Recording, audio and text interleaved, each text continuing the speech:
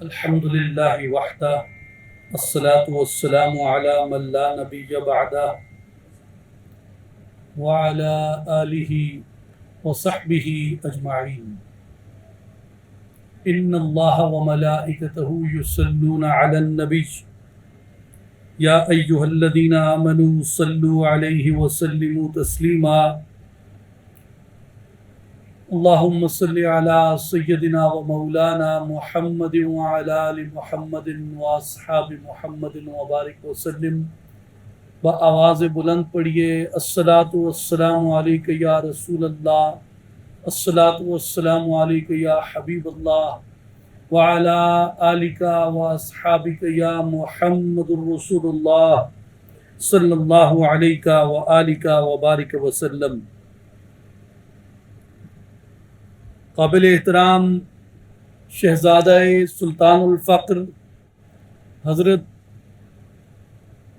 سلطان محمد بہادر عزیز صاحب،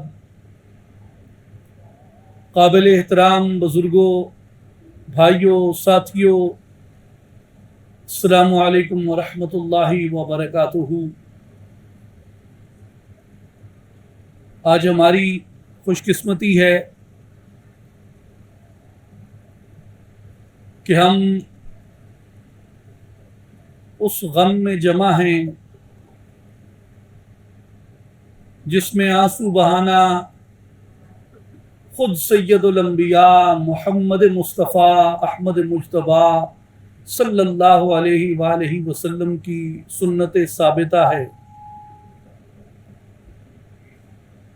کہ جب فرشتے نے حضور نبی کریم علیہ الصلاۃ والسلام کو آ کے خبر دی، اطلاع دی کہ اے اللہ کے نبی، آپ نے جس بچے کو گود میں اٹھا رکھا ہے، میں آسمان سے خبر لایا ہوں کہ اسے شہید کیا جائے گا، تو اس بات کو بیان کرتے ہوئے رسول اللہ صلی اللہ علیہ وآلہ وسلم کی مبارک آنکھوں سے آنسو آ گئے۔ تو غم حسین صرف بعد والوں نے نہیں منایا، غم حسین سب سے پہلے سید الانبیاء صلی اللہ علیہ وآلہ وسلم نے منایا۔ اور میرے بھائی اور بزرگوں، یہ وہ عظیم اندوہناک ایک سانحہ اور واقعہ ہے جو بعد میں آنے والی امت کی سمت کو، ڈائریکشن کو طے کرتا ہے کہ کون ظلم کے، غصب کے، دھونس، دھاندلی، جبر، تشدد، استبداد اور وائلنس کے ساتھ ہے، اور کون عدل کے، حق کے، انصاف کے، شرافت کے، اخلاق کے، کردار کے، علم کے، حلم کے ساتھ ہے۔ اور میرے بھائی اور بزرگوں، آج ناچیز آپ سے گفتگو دو حصوں میں عرض کرے گا۔ ایک مختصر سی تمہید ہے، اور اس کے بعد خاص طور پہ میں جس پہ آپ کی توجہ چاہوں گا وہ عصر حاضر کا وہ سب سے بڑا چیلنج ہے، خاص طور پہ اس فکر کو جس کے ساتھ ہم وابستہ ہیں، جسے اہل السنہ و جماعہ کہتے ہیں کہ آج نام اسلاف کا لیا جاتا ہے اور خدمت ملوکیت کی جاتی ہے۔ آج کل نام سلف صالحین کا لیا جاتا ہے اور خدمت بادشاہتوں کی بقا کے لیے کی جاتی ہے۔ آج کل حلیہ اسلام والا اور علماء والا بنایا جاتا ہے، اور کام डकैतों, गुंडों के, कातलों के दिफा का किया जाता है। आजकल नाम इल्म का लिया जाता है, लक़ब उलमा के इख्तियार किए जाते हैं, हकीकतन इल्म को कत्ल किया जाता है और उलमा की बदतरीन तौहीन है वो जो अपने आप को आलिम कहते हैं। इल्म क्या सिखाता है?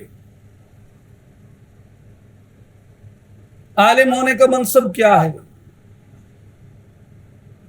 आलिम होना हक के साथ होना है, इल्म इंसाफ को, इखलाक को सीखना है। और मेरे भाइयों, आजकल ये सलफ सालेहीन का नाम लेके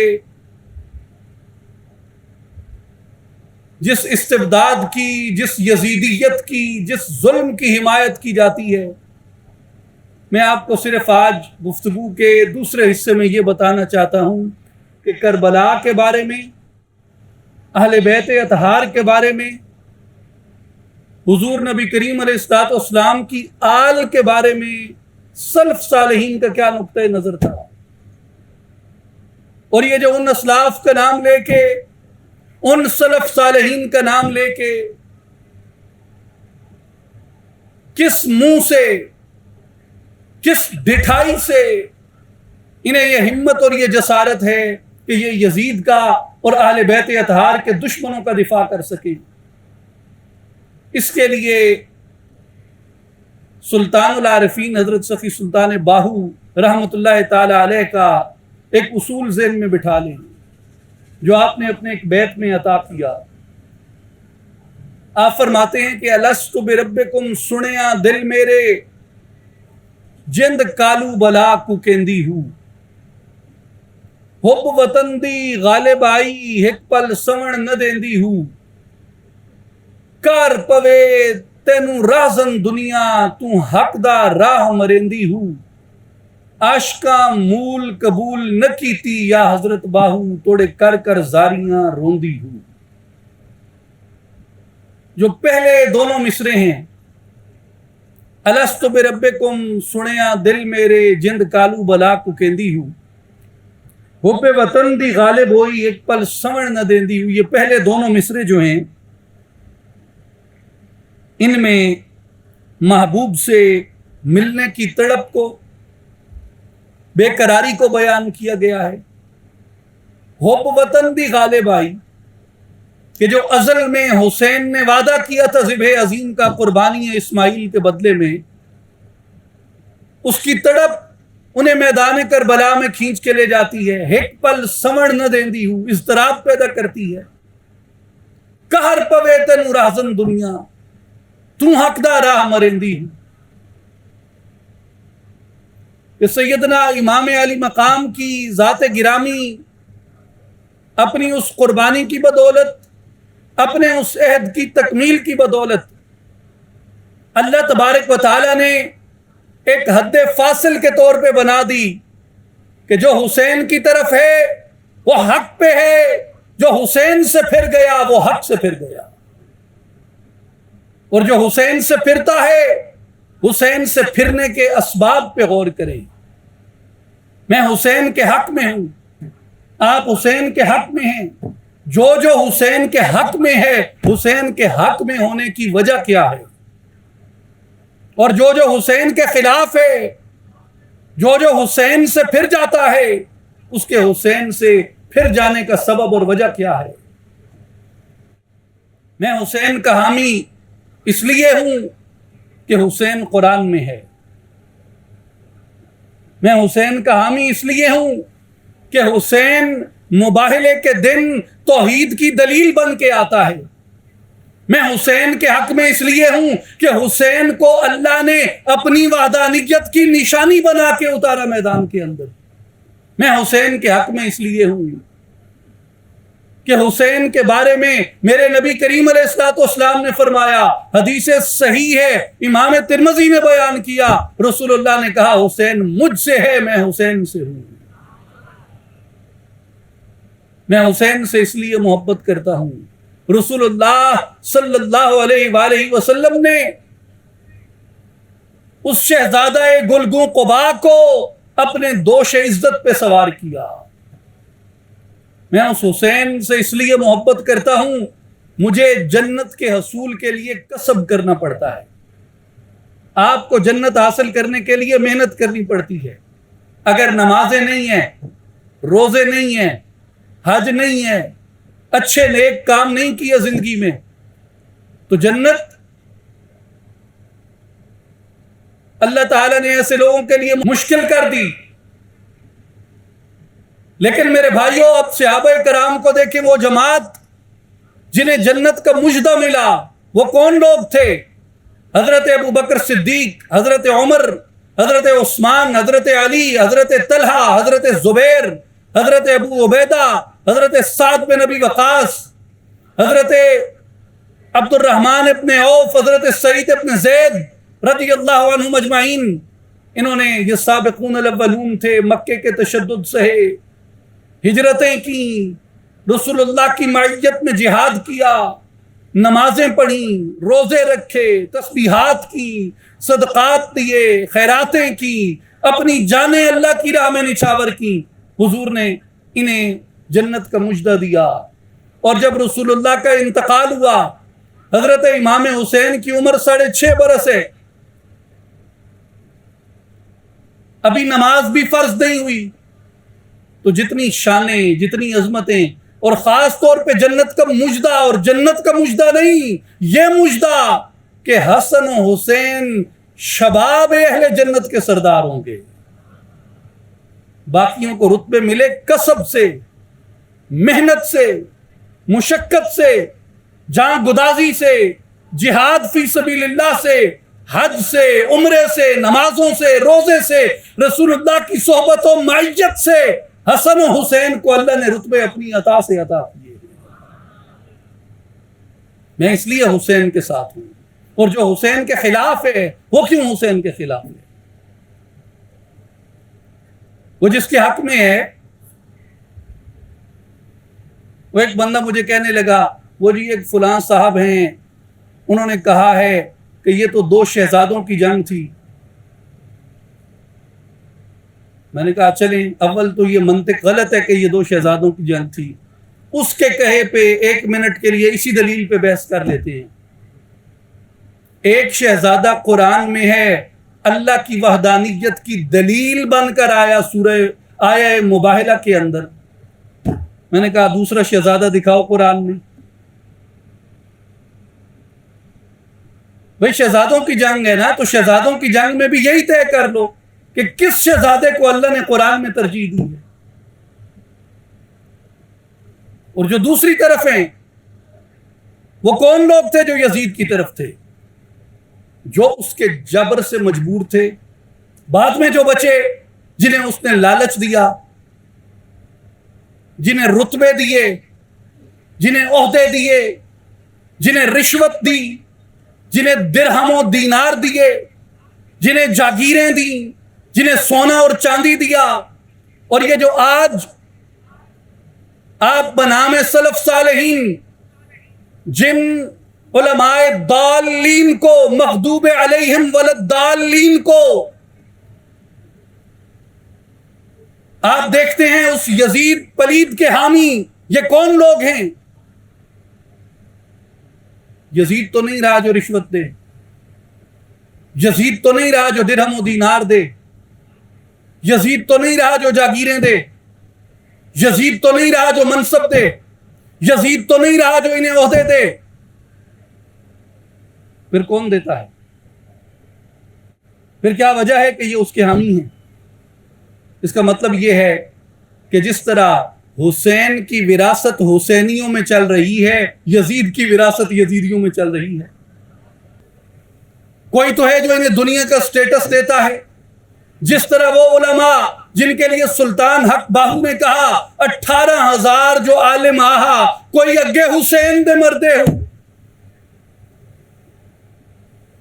جس طرح وہ درہم و دینار لے کے بک گئے، یہ بھی اپنے علم کو ملوکیت کے قدموں میں قربان کرتے ہیں۔ یہ عالم کہلانے والی مخلوق جو علم کے نام پہ دھبا، جو اسلاف کے نام پہ دھبا، جو علماء کے نام پہ دھبا، یہ بدترین قوم جن کے لیے رسول اللہ صلی اللہ علیہ وسلم نے فرمایا جو اپنے علم کو دنیا کے لیے بیچتا ہے وہ زیر آسمان بدترین مخلوق ہے۔ یہ بدترین مخلوق کون ہے؟ جو اپنے علم کو ملوکیت کے قدموں میں قربان کرتے ہیں، اس لیے کہ اگر حسینیت کا نعرہ اٹھے گا تو عدل کا نعرہ ہوگا، انصاف کا نعرہ ہوگا، برابری کا نعرہ ہوگا، مساوات کا نعرہ ہوگا۔ اس میں ملوکیت چل نہیں سکتی، استبداد چل نہیں سکتا، ظلم چل نہیں سکتا، جبر چل نہیں سکتا۔ اس لیے سلطان حق باہو نے کہا قہر پوے تینوں رازن دنیا تو حق دا راہ مریندی ہوں۔ یہ وہ طوائفیں ہیں جنہوں نے اپنے کوٹھے علم کے نام پہ قائم کیے ہوئے ہیں۔ میرے بھائیوں اور بزرگوں، میرے دوستوں اور ساتھیوں، اس لیے حضرت سلطان العارفین نے کہا پر عاشقہ مول قبول نہ کیتی یا حضرت باہو توڑے کر کر زاریاں روندی ہوں۔ جن کے سینوں میں اللہ کا عشق تھا، جن کے سینوں میں رسول اللہ کا عشق تھا، جن کے سینوں میں رسول اللہ صلی اللہ علیہ وسلم کی وہ جلائی گئی شمع کا نور تھا، حضور کے اہل بیت کا عشق تھا، حضور کی کتاب اور رسول اللہ کی سنت کا عشق تھا، انہوں نے کبھی اپنا سودا نہیں کیا۔ بس یہی فرق ہے اپنے آپ کو بیچنے والے اور اپنی حفاظت کرنے والے کے درمیان۔ اور میرے بھائیوں غور کریں، جو سانحہ کربلا ہے، جس وقت یہ رونما ہوا، جس وقت یہ رونما ہوا، اس وقت 61 ہجری میں کتنا عرصہ گزرا رسول اللہ صلی اللہ علیہ وسلم کی وفات کو؟ 50 سال۔ ابھی وہ گلیاں موجود، وہ مسجد موجود، وہ راستے، وہ درخت موجود، وہ بستی، وہ پتے موجود جو جبریل کو آتے اور جاتے دیکھتے تھے، جو وحی کو آتے اور جاتے دیکھتے تھے، جو یہ دیکھتے تھے آج جبریل آیا ہے یہ فرمان لے کے قُلْ لَا أَسْأَلُكُمْ عَلَيْهِ أَجْرًا إِلَّا الْمَوَدَّةَ فِي الْقُرْبَى، ان کو کہہ دیجئے میں تم سے کوئی اجر نہیں مانگتا، کوئی اجرت نہیں مانگتا اس قرآن اور اسلام کے پہنچانے پہ، ماں سوائے اس کے کہ میری قرابت سے محبت رکھنا۔ ابھی وہ لوگ موجود تھے جن کی نظروں کے سامنے قرآن مجید نازل ہوتا رہا۔ میرے بھائیوں، اس کے باوجود یہ سانحہ رونما ہوا، اور علماء نے کیا کہا کہ یہ جو آیت مبارکہ ہے قُلْ لَا أَسْأَلُكُمْ عَلَيْهِ أَجْرًا إِلَّا الْمَوَدَّةَ فِي الْقُرْبَى، اس کا معنی سیدنا عبداللہ ابن عباس رضی اللہ عنہما نے بیان کیا کہ إِلَّا الْمَوَدَّةَ فِي الْقُرْبَى یعنی أَن تَحْفَظُوا قَرَابَتِي۔ صحابہ کہتے ہیں کہ اس کا معنی یہ ہے کہ حضور کی قرابت کا اس قدر لحاظ کرو کہ اس کی حفاظت کرو، اسے پروٹیکٹ کرو۔ یعنی جو مودت ہے اس میں پروٹیکشن شامل ہے، حفاظت شامل ہے، ان بلٹن ہے اس کے اندر۔ اگر جذبہ حفاظت نہیں ہے تو مودت ہو سکتی ہی نہیں۔ اگر جذبہ حفاظت نہیں ہے تو مودت ہو ہی نہیں سکتی۔ اس لیے کہا کہ جو مودت ہے اس میں حفاظت شامل ہے، اور اس بات کے موجود ہوتے ہوئے یہ کیسے ممکن ہوا کہ امت کا ایک گروہ جو اقتدار کے پیچھے چلا، جو ہوس کے پیچھے چلا، جو دنیاوی جاہ و منصب کے پیچھے چلا، اس نے قرآن کو نظر انداز کر دیا، آیات کو نظر انداز کر دیا، اور اسی وجہ سے اہل بیت و قرابت کو نظر انداز کر دیا۔ اہل السنہ و جماعہ میں مقتدر ترین جو مفسرین ہیں قرآن مجید کے، جن کی تفسیر مدارس میں سبقاً پڑھائی جاتی ہے تمام سنی مکاتب میں، نہ صرف بر صغیر پاک و ہند میں، پوری دنیا اسلام کے اندر، قاضی عمر البیضاوی رحمۃ اللہ تعالی علیہ مشہور ہے۔ آپ کسی بھی عالم سے پوچھ لیں تفسیر بیضاوی، امام بیضاوی نے کہا الا المودۃ ثابتۃ فی ذوی القربى متمکنۃ فی اہلھا، کہ حضور کو اللہ کے اس فرمان کا مقصد یہ تھا کہ آپ فرمائیں کہ میری آل سے، میری قرابت سے مودت کرو، ایسی مودت جو ثابت ہو، ثابتۃ متمکنۃ، جو متمکن ہو۔ یہ امام کا قول ہے، امام بیضاوی کا، جن کی تفسیر بنیادی مصادر تفسیریہ میں آتی ہے اہل سنہ کے نزدیک۔ دوستو غور کرو، ثابت کا کیا مطلب ہے، متمکن کا کیا مطلب ہے؟ ثابت کا مطلب ہوتا ہے پائیدار، برقرار، پائندہ، سچی، صحیح، جسے انگریزی میں کہیں گے کنفرمڈ، کانسٹنٹ، انبروکن، پروفڈ اور متمکن۔ ایسی مودت جو متمکن ہو۔ متمکن کا کیا مطلب ہے؟ اقامت پکڑے ہوئے، مضبوطی پکڑے ہوئے، پورے اختیار کے ساتھ ٹھہری ہوئی، seated strongly, firmly established, settled deeply. کیسی مودت؟ جو ثابت ہو اور جو متمکن ہو، یعنی جو اپنی جگہ سے ہل نہ سکے، جس کے دوام کو کوئی خطرہ نہ ہو، جس کے قرار کو کوئی خطرہ نہ ہو، جو تمہارے اندر اس طرح ہو کہ تمہارا جزو زندگی بن جائے، جس کے بغیر تمہارا زندہ رہنا محال ہو، تمہارے اندر رچی بسی ہو، تمہاری لوں لوں میں، رگ رگ میں سرایت کر جائے، اسے کہتے ہیں ثابت اور متمکن۔ اسلاف نے کیا کہا؟ قاضی بیضاوی اسلاف میں ہیں کہ نہیں ہیں؟ یہ پوچھ لیجئے گا جو اسلاف کا نعرہ لگاتے ہیں۔ لیکن میرے بھائی اور بزرگوں، اگر قاضی بیضاوی اسلاف میں ہیں تو وہ اہل بیت کی کیسی مودت کی بات کرتے ہیں جو ثابت ہے اور جو متمکن ہے۔ ثابت کیا ہے؟ ثابت کہتے ہیں کنفرم، کانسٹنٹ، جس میں استقامت پائی جائے، آدمی ڈگمگا نہ سکے، پاؤں لغزش نہ کھائیں، وہ ثابت ہے۔ لہذا حضور کا مطالبہ کیا تھا؟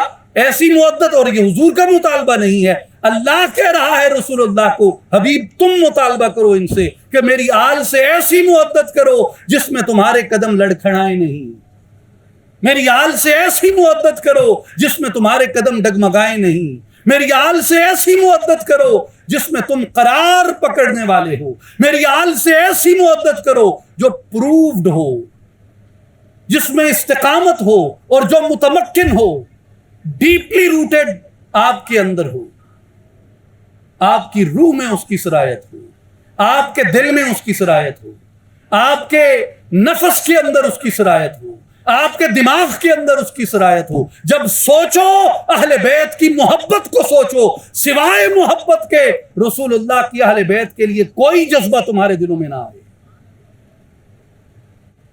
یہ اس مؤدت کا تقاضا ہے جو اللہ نے قرآن میں بیان کی، اور اہل سنہ کے عظیم ترین علماء نے جس کی تفسیر کی کہ وہ مؤدت کیسی ہونی چاہیے۔ اور میرے بھائی اور بزرگوں، ابھی یہ وہی زمانہ تھا جس زمانے میں لوگ یہ آیات، یہ احادیث یاد رکھا کرتے تھے، سن رکھی تھی جنہوں نے براہ راست سید الانبیاء صلی اللہ علیہ وآلہ وسلم سے، اذکرکم اللہ فی اہل بیتی، اذکرکم اللہ فی اہل بیتی، اذکرکم اللہ فی اہل بیتی، میں تمہیں اپنے اہل بیت کے بارے میں ڈراتا ہوں۔ 3 بار کہا میرے نبی نے۔ کتنی بار؟ 3 بار۔ لوگوں، میں تمہیں اپنے اہل بیت کے بارے میں ڈراتا ہوں۔ میں تمہیں اپنے اہل بیت کے بارے میں ڈراتا ہوں، میں تمہیں اپنے اہل بیت کے بارے میں ڈراتا ہوں۔ حضور نے کہا لا یؤمن عبد حتی اکون احب الیہ من نفسہ۔ ابھی وہ جماعت موجود تھی جس نے رسول اللہ کی زبان سے یہ بات سن رکھی تھی کہ رسول اللہ نے کہا لوگو تم میں سے کسی شخص کا ایمان کامل نہیں ہو سکتا جب تک کہ وہ اپنی جان سے بڑھ کر میری جان سے محبت نہیں کرتا، اور وَيَكُونَ عِطْرَتِي أَحَبَّ إِلَيْهِ مِنْ عِطْرَتِهِ، جب تک وہ اپنی اولاد سے بڑھ کر میری اولاد سے محبت نہیں کرتا تب تک ایمان مکمل نہیں ہو سکتا۔ اپنی جان سے بڑھ کے رسول اللہ کی جان سے محبت کرنی ہے نا، اپنی ذات سے بڑھ کے رسول اللہ کی ذات سے محبت کرنی ہے، تو اس کا تقاضا کیا تھا؟ اس کا تقاضا کیا تھا؟ اس کا تقاضا تو پھر یہی ہے جو حضور نے خود وضاحت کر دی کہ اس میں شامل ہے کہ میری آل سے محبت کرو اپنی آل سے بڑھ کے، میری آل سے محبت کرو اپنی آل سے بڑھ کر، میری عطرت سے محبت کرو اپنی عطرت سے بڑھ کر، میری بیٹیوں سے محبت کرو اپنی بیٹیوں سے بڑھ کر، اور میرے بیٹوں حسن و حسین سے محبت کرو اپنے بیٹوں سے بڑھ کر۔ اگر حضور کے یہ فرمان زیر نظر ہوں حکمران کے سامنے یا اس کے گماشتوں کے سامنے، تو کیا یہ ممکن تھا وہ سانحہ رونما ہوتا جو سانحہ سیدنا علی کرم اللہ وجہ الکریم کے ساتھ پیش آیا؟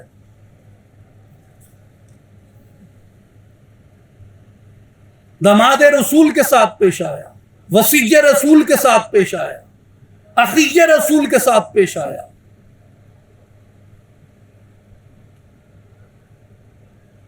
ان کے خلاف امت نکل کھڑی۔ پھر سیدنا علی کرم اللہ وجہ الکریم کو حالت نماز میں مسجد کوفہ میں شہید کیا گیا۔ ابھی وہ لوگ موجود ہیں، وقت اتنا نہیں بیتا، مگر یہ کیسے ہوا؟ وہ زمانہ ابھی پرانا نہیں ہوا۔ وہ علی جس کا چہرہ دیکھنا عبادت حضور کی حدیث سے، وہ علی حضور کی احادیث سے جس کا ذکر کرنا عبادت، وہ علی جو حق کی طرف، حق اس کی طرف، وہ علی جو رسول اللہ کے بعد مولا ہے، وہ علی جس کی محبت ایمان کی علامت، جس کا بغض نفاق کی علامت، اس علی کو شہید کیا۔ اور شہید کرنے والے کیسر و کسرا کے فوجی نہیں تھے، کفار مشرکین یہود و ہنود و نصارہ نہیں تھے، وہ شہید کرنے والے مسلمان تھے۔ اور اس سے بھی جی نہ بھرا سیدنا امام حسن المجتبی رضی اللہ تعالیٰ عنہ، جنہیں میرے نبی نے کہا یہ میرا بیٹا سردار ہے، یہ میری امت کے دو گروہوں میں صلح کروائے گا، یہ میرا بیٹا جنت کے جوانوں کا سردار ہے، یہ اس دنیا میں میری خوشبو ہے۔ اور وہ بیٹا جو شباہت نبی تھا، اس بیٹے کو زہر دے کے شہید کیا گیا۔ اور پھر بھی جی نہ بھرا، پھر بھی جی نہ بھرا۔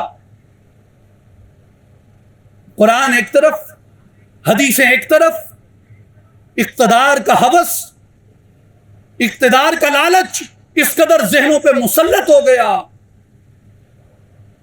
کہ حضور کے کندھوں پہ کھیلنے والا شہزادہ، حضور کی پشت پہ کھیلنے والا شہزادہ، حضور کے سینے پہ کھیلنے والا شہزادہ اپنے 6 ماہ کے بچوں سے لے کے اپنے پورے خاندان اور کنبے کے سمیت تحت کیا گیا کربلا میں۔ ان کے مبارک جسموں کے پنجروں پہ وہ قوی الجثہ گھوڑے دوڑائے گئے، شمر زبل جوشن جیسے گھٹیا ذلیل رذیل صفت آدمی نے اس شہزادے کا سر قلم کیا۔ یہ کون لوگ تھے؟ کیا انہیں یہ حدیثیں معلوم نہیں تھی انہیں یہ آیتیں معلوم نہیں تھی، پھر کس چیز نے آنکھیں اندھی کر دی؟ کس چیز نے نابینا کر دیا؟ قہر پوے تے تھے رازن دنیا، تو حق دا راہ مرے۔ میرے بھائیو، لالچ اندھا کر دیتا ہے، لالچ حجاب لے کے آتا ہے، بغض حجاب لے کے آتا ہے۔ اور میرے بھائیو اور بزرگوں، اس لیے حضور نبی کریم علیہ الصلوۃ والسلام نے ارشاد فرمایا کہ الزموا مودتنا اہل البیت، کہ لوگوں اہل بیت کی مودت کو لازمی اختیار کرو۔ فإنه من لقي الله عز وجل وهو يودنا دخل الجنة بشفاعتنا، کیونکہ جو شخص اس حال میں اللہ سے ملا کہ وہ ہم سے محبت کرتا تھا تو ہماری شفاعت کے صدقے اللہ انہیں جنت میں داخل کرے گا۔ والذی نفسی بیدہ، امام طبرانی نے اس روایت کو نقل کیا، نفسی بیدہ، اس ذات کی قسم جس کے قبضے قدرت میں میری جان ہے، لا ينفع عبدا عمله الا بمعرفت حقنا، کسی شخص کو اس کا عمل نفع نہیں دے گا جب تک وہ اہل بیت کے حق کو نہیں پہچانتا، اہل بیت کے حق کی معرفت نہیں رکھتا۔ یزیدیوں، علم بیچنے والی طوائفوں، ملوکیت کے ٹکڑوں پہ پلنے والوں، تمہارا علم، تمہارے اعمال، تمہارے واعظ، تمہاری ریاکاری قیامت کے دن اور قبر میں تمہارے منہ پہ ماری جائے گی اگر رسول اللہ کے بچوں کی مخالفت کرتے ہو، رسول اللہ کے خاندان کی مخالفت کرتے ہو۔ میرے بھائیوں اور بزرگوں، اس لیے حضور کی آل کا حق پہچانے، اور آل کا حق کیسے پہچانے؟ جس طرح اسلاف امت نے پہچانا تھا۔ اب آئیں اصل بات پہ، اسلاف امت نے کیسے حضور کی آل کا حق پہچانا؟ مفتی صاحبان تشریف فرمائیں، اہل سنت کی کتنی بڑی فقہیں ہیں؟ 4، حنفی، مالکی، شافعی، حنبلی۔ میں چاروں اماموں کی آپ کو ایک بات عرض کرتا ہوں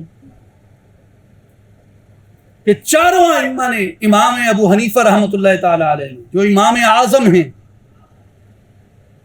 امام مالک رحمۃ اللہ تعالی علیہ جو امام دار الہجرت کہے جاتے ہیں، شہر مدینہ کے امام، امام شافعی ابو عبداللہ ادریس الشافعی رحمۃ اللہ تعالی علیہ، اور امام احمد ابن حنبل رحمۃ اللہ تعالی علیہ، ان چاروں نے اپنی پوری زندگی اہل بیت کے لیے قربانی دی۔ اور کیسے قربانی دی؟ سنیے اور اپنے ایمان کو تازہ کیجئے۔ اور وہ لوگ جو اہل بیت کا حق نہیں پہچانتے، میرے بھائیوں نے جا کر بتائیں کہ اہل بیت کا حق کیا ہے۔ اگر خود کو سلف صالحین کا تابعدار کہتے ہو، ان کے راستے پہ چلنے والا کہتے ہو، تو دیکھو سلف صالحین کا راستہ کیا تھا، ابو حنیفہ کا راستہ کیا تھا، مالک کا راستہ کیا تھا، شافعی کا راستہ کیا تھا، اور احمد کا راستہ کیا تھا۔ اللہ کا نعرہ بھی سب لگاتے ہیں، کچھ رسول اللہ کے نعرے سے چڑھتے ہیں۔ آج کل کچھ نئے آ گئے ہیں جنہیں علی کا نام پسند نہیں، ہلا دو ان دشمنوں کے ایوانوں کو، نعرہ حیدری حیدری حیدری۔ سیدنا زید بن علی بن حسین بن علی ابن ابی طالب رضی اللہ عنہم اجمعین، عام طور پہ امام زید کہے جاتے ہیں، اور سیدنا امام زین العابدین رضی اللہ تعالیٰ عنہ کے بیٹے، حضرت امام حسین رضی اللہ تعالیٰ عنہ کے پوتے، اور مولا علی شیر خدا رضی اللہ تعالیٰ عنہ کے پر پوتے، امام زید بن علی بن حسین بن علی ابن ابی طالب۔ امام زید نے 122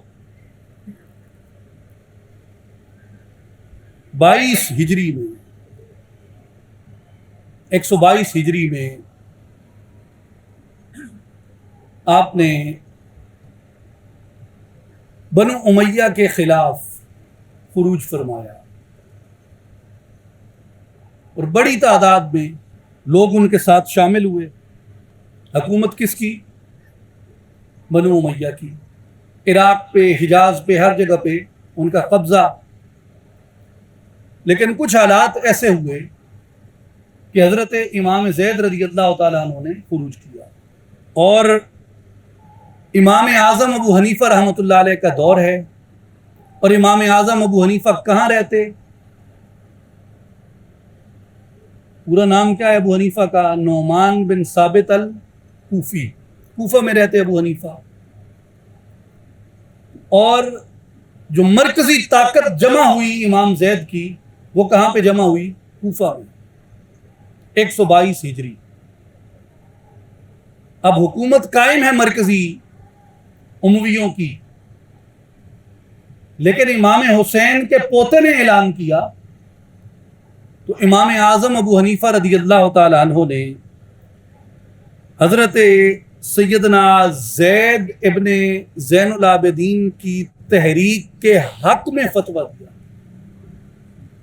تحریک کے حق میں فتویٰ دیا، اور جتنے شاگرد تھے اور جتنے اہل کوفہ امام ابو حنیفہ کے پیرو تھے، اور ارد گرد جتنے ان کے شاگرد تھے، امام ابو حنیفہ نے امر کیا کہ تم زید بن زین العابدین کا ساتھ دو اور ان کے ساتھ نکل کے جہاد کرو، اس لیے کہ یہ امام برحق ہے. اور یہ کس کا زمانہ ہے؟ ہشام بن عبد الملک کا زمانہ. ہشام بن عبد الملک کے زمانے میں امام اعظم ابو حنیفہ رحمۃ اللہ تعالی علیہ نے ان کا ساتھ دیا، اور عملاً امام ابو حنیفہ کے خاندان کے کئی لوگ، ان کے شاگردوں کے کئی لوگ اس مارکے میں اور اس جنگ میں ان کے ساتھ شریک تھے. امام اعظم رحمۃ اللہ تعالی علیہ آپ خود تو بوجہ نہ جا سکے جس جگہ پہ مارکہ ہو رہا تھا، لیکن 10,000 درہم سکہ رائج الوقت اس زمانے کا، 10,000 درہم امام ابو حنیفہ رحمۃ اللہ تعالی علیہ نے اپنے شاگردوں سے، لوگوں سے، اہل خاندان سے اور خود جمع کر کے امام زید کی تحریک کے لیے معاونت بھیجی. اس کے بعد 126 ہجری میں یہ واقعہ تھا. 122 ہجری کا ہشام بن عبد الملک مر گیا. اس کے بعد مروان ثانی کی حکومت قائم ہوئی. مروان ثانی کے زمانے میں امویوں کا آخری حکمران، انہیں خلیفہ کہنا خلافت کی توہین ہے ایسے لوگوں کو، آخری اموی حکمران وہ نکلا، اور اس نے گورنر مقرر کیا عراق کا یزید بن عمر بن حبیرہ کو. اور یزید بن عمر بن حبیرہ جو تھا، اس نے عراق میں ایک نظم قائم کیا، علم دوستی کو فروغ دیتے ہوئے اس نے مختلف بڑے بڑے علماء جو تھے انہیں مختلف مناصب پہ مقرر کیا. اور عراق میں ہی کوفے کا شہر تھا، اور کوفہ میں امام اعظم ابو حنیفہ رحمۃ اللہ تعالی علیہ تھے. اس نے امام اعظم ابو حنیفہ کو بھی بلایا، اور اس نے کہا کہ آپ میرے یہاں پہ منشی بن جائیں، جس کے پاس دیوان ہوتا ہے خزانے کا، آپ خزانے پہ مقرر ہو جائیں. اب امام اعظم رحمۃ اللہ تعالی علیہ چونکہ امویوں کو اپنا حکمران نہیں مانتے تھے، اور امویوں کے مقابلے میں وہ خلافت پر، امارت پر، حکومت پر، اہل بیت کے حق کو تسلیم کرتے تھے، امام اعظم ابو حنیفہ رحمۃ اللہ تعالی علیہ نے اس کا منصب لینے سے انکار کر دیا. اس نے سختی کرنا شروع کی. لوگوں نے کہا، سمجھایا آپ کے شاگردوں نے، ارد گرد کے لوگوں نے، جیسے آج کل ہوتا ہے کوئی بندہ حق انصاف کے ساتھ کھڑا ہو جائے نا، آج بھی کوئی بھی آدمی حق انصاف سے کھڑا ہو جائے اور اس کے سامنے کوئی ڈاڈا بندہ کھڑا ہو، ارد گرد والے بھی آ کے سیاح بن، وہ حق کیڑی شے ہوندی ہے، کملا نہ بن، یہ موقع لے لے کوئی شے، کوئی فائدہ ہو سی، تو اپنا نہ سوچ، تو دویاں دا سوچ لے، اے دا سوچ لے، او دا سوچ لے، فلانے دا سوچ لے، بچیاں دا سوچ لے. بندہ کوئی حق کے ساتھ کھڑا ہونا چاہے بھی ارد گرد والے نہیں چھوڑتے، لیکن اگر بندہ بندیائی چوے تو وہ آپ ہی کھلو رہندا ہے، ارد گرد والے دی ایڈی لوڑ ہی کوئی نہیں پوندی، بشارتی کہ بندہ آپ بندیائی چوے. امام ابو حنیفہ کو بھی ارد گرد والوں نے کہا کیا کر رہے ہیں آپ, وہ گورنر ہے, وہ امیر کو شکایت بھیج دے گا, حکمران کو شکایت بھیج دے گا, سختی بڑھ جائے گی آپ پہ, چھوڑیں آپ, لے لیں عہدہ NRO, کر لیں NRO آپ حکومت سے. امام ابو حنیفہ رحمۃ اللہ تعالی علیہ نے فرمایا کہ اگر یہ مجھے کہے نا کہ جا کے صرف کوفے کی مسجدوں کے دروازے گن کے آ کے مجھے بتاؤ کہ دروازے کتنے ہیں, فرمایا میں اس کی اتنی سی خدمت بھی نہیں کروں گا, اتنی سی خدمت بھی نہیں کروں گا میں اس کی دیوان اور اس کا منشی اور اس کی خزانہ کی وزارت سنبھالنا تو دور کی بات ہے, میں اس کے دروازے بھی نہ گنوں اس کے کہنے پہ. نتیجتاً انہوں نے تنگ کیا آپ کو. ہر روز امام اعظم ابو حنیفہ کو 10 کوڑے لگائے جاتے, 10 کوڑے, تمام تاریخوں کے اندر لکھا ہے. اس کے بعد 132 ہجری میں ایک مصیبت ختم ہوئی, اموی اقتدار, اور ایک نئی مصیبت کا آغاز ہوا عباسی اقتدار کا. ابتدا میں تو عبداللہ صفاح العباسی جو تھا اس نے اچھا بننے کی کوشش کی, لیکن وہ جیسے کہتے ہیں کہ عاقبت گرگ شود, اس نے پھر اپنی وہ اصلیت ظاہر کی, دکھایا, اور وہی ظلم, اور لوگ کہتے تھے اسے کہ تیرے عہد میں مروان اول کی یاد تازہ ہو گئی ہے, اس قدر ظالم تھا وہ. اور 4 برس اس نے حکومت کی اور 136 ہجری میں صفا مرا اور ابو جعفر منصور دوسرا عباسی خلیفہ بن گیا. ابو جعفر منصور کے زمانے میں مدینہ منورہ کے لوگوں نے یہ فیصلہ کیا کہ ہم عباسیوں کی بیعت نہیں کریں گے اور عباسیوں کو اپنا حکمران نہیں مانیں گے. عباسیوں کی بجائے ہم آل نبی کی حمایت کریں گے, اور آل نبی کی حمایت میں انہوں نے جس شخص کو آگے کیا وہ حضرت امام حسن المثنی رضی اللہ تعالیٰ عنہ کے پوتے اور سیدنا امام حسن المجتبی رضی اللہ تعالیٰ عنہ کے پر پوتے محمد نفس زکیہ رضی اللہ تعالیٰ عنہ کا انتخاب کیا. 145 ہجری میں محمد نفس زکیہ نے بغاوت کی, جسے یہ عام طور پہ بغاوت کہتے ہیں. حقیقتاً یہ کہا جائے گا کہ محمد نفس زکیہ نے علم حق بلند کیا, میدان میں آئے. اب ابو حنیفہ کہاں ہیں؟ کوفہ میں. بات چیت کہاں پہ ہو رہی ہے؟ مدینہ کے اندر. اب کوفے میں بیٹھا ایک شخص, پہلے ساری زندگی امویوں کی مخالفت کی, کوئی منصب نہ لیا, کوئی مراعات نہ لی, اتنا بڑا عالم, اتنا بڑا علم کا منبع, کوئی منصب نہیں, کوئی مراعات نہیں ان سے. اور ایک شخص رسول اللہ کی آل سے اٹھتا ہے, زید ابن علی, زید ابن زین العابدین, وہ زید ابن زین العابدین کا ساتھ دیتا ہے, پھر چپ ہو جاتا ہے. پھر 145 ہجری میں دوسرا شخص اٹھا اہل بیت اطہار سے, جس کا نام محمد نفس زکیہ تھا, جو امام حسن کا پر پوتا.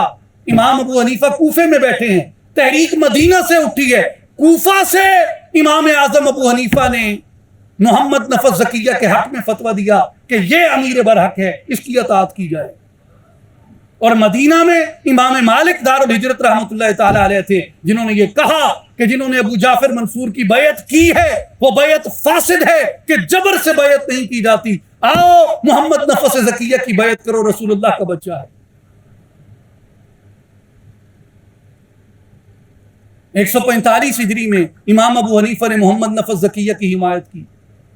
مارکے ہوئے عیسیٰ بن موسیٰ کے ساتھ, جو عباسیوں کا جرنیل تھا, اور بہت بڑی تحریک تھی محمد نفس زکیہ کی, بہت بڑی تحریک تھی, اتنی کہ 2 ماہ تک, یہ لکھا ہے تاریخوں کے اندر, تمام تقریباً مورخین نے لکھا ہے 2 ماہ تک اس قدر ذہنی طور پہ الجھن کا شکار تھا ابو جعفر منصور. لباس نہیں بدلا, حرم میں نہیں جاتا تھا, گھر نہیں جاتا تھا, سو نہیں سکتا تھا تکیے پہ, کہتا تھا مجھے یقین نہیں یہ تکیہ میرا ہے یا محمد کا ہے. اور تب تک مجھے نیند نہیں آئے گی جب تک میرا سر اس کے سامنے نہیں چلا جاتا یا اس کا سر میرے پاس نہیں آ جاتا. کئی ماہ جنگ ہوئی. محمد نفس زکیہ رضی اللہ تعالیٰ عنہ شہید ہو گئے. ان کے بھائی ابراہیم نفس زکیہ اٹھے. امام اعظم ابو حنیفہ رضی اللہ تعالیٰ عنہ نے پھر ان کی حمایت میں فتویٰ دیا ابراہیم نفس زکیہ کے لیے اور ان کا ساتھ دیا. پھر وہ بھی شہید ہو گئے. قبضہ کر لیا عباسیوں نے. اب میرے بھائی اور بزرگوں، امام اعظم کے بڑے بڑے شاگرد تھے. ایک حلقہ ارادت تھا، اہل عقل ان کی بات سنتے تھے. اور اس پہ اب بحث میں طویل نہیں کرنا چاہتا، وقت کو مختصر کرتے ہوئے، کہ بڑے بڑے جرنیل اور بڑے مؤثر لوگ جو خلافت عباسیہ میں سمجھے جاتے تھے، امام ابو حنیفہ کے اثر و رسوخ کی وجہ سے انہیں ترک کر کے وہ ابراہیم نفس مردیہ کے ساتھ شامل ہو گئے. ابو جعفر منصور نے جنگ تھمنے کے بعد دشمن بلا لیے سارے. ہاں بھائی، کس کس نے مخالفت کی تھی؟ آ جاؤ سارے. آ گئے. امام ابو حنیفہ کو بھی بلا لیا گیا. امام ابو حنیفہ رحمۃ اللہ علیہ گئے تو ابو جعفر منصور نے کہا کہ سب سے بڑا عالم کون ہے؟ لوگوں نے کہا جی ابو حنیفہ. اس نے کہا ابو حنیفہ، تم سب سے بڑے عالم ہو مسلمانوں کے، میرے دربار میں چیف جسٹس کا عہدہ قبول کرو، قاضی القضاء بن جاؤ. امام ابو حنیفہ رحمۃ اللہ تعالی علیہ نے کہا کہ میں یہ عہدہ قبول نہیں کر سکتا، اس لیے کہ میں اس کی اہلیت نہیں رکھتا. ریفیوز کر دیا، ٹھکرا دیا، میں نہیں بن سکتا. اب بات سنیے، ابو جعفر منصور نے کہا، اس نے آرگیو کیا کہ بھائی میں حکمران ہوں، میں خلیفہ ہوں، میں تمہیں عزت دے رہا ہوں، منصب دے رہا ہوں، لے لو. ابو حنیفہ نے کہا جی میں اہلیت نہیں رکھتا. اس نے کہا تم جھوٹ بول رہے ہو، اہلیت نہیں رکھتے، تم جھوٹ کہہ رہے ہو.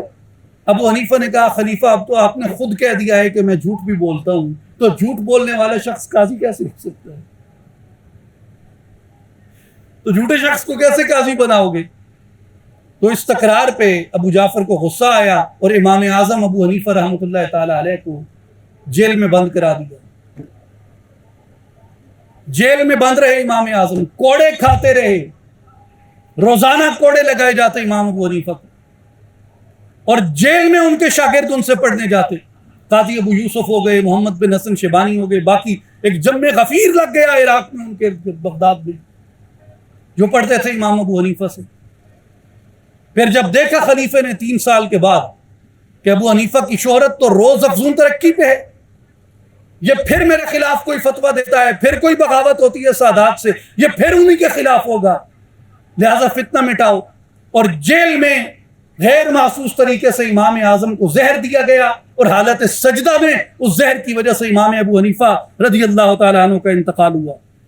میرے بھائیوں اور بزرگوں، وہ سادات سے محبت تھی. میں آپ سے صرف ایک گزارش کرنا چاہتا ہوں. اب یہ میں نے جتنے آپ کو سن گنوائے ہیں، یہ سن ذہن میں دہرائیں. امام زید کی حمایت کب کی امام ابو حنیفہ نے؟ حکومت کس کی تھی؟ حکومت تھی ہشام بن عبد الملک کی 122 ہجری. امویوں کا عہدہ کب ٹھکرایا؟ 126 ہجری مروان ثانی کے زمانے میں. اس کے بعد امام ابو حنیفہ نے محمد نفس زکیہ کا ساتھ دیا. اس کے بعد امام ابو حنیفہ نے ابراہیم نفس مردیہ کا ساتھ دیا. کس بنیاد پہ؟ کہ امام زید بھی آل نبی ہیں، محمد نفس مردیہ بھی آل نبی ہیں، ابراہیم نفس زکیہ بھی آل نبی ہیں.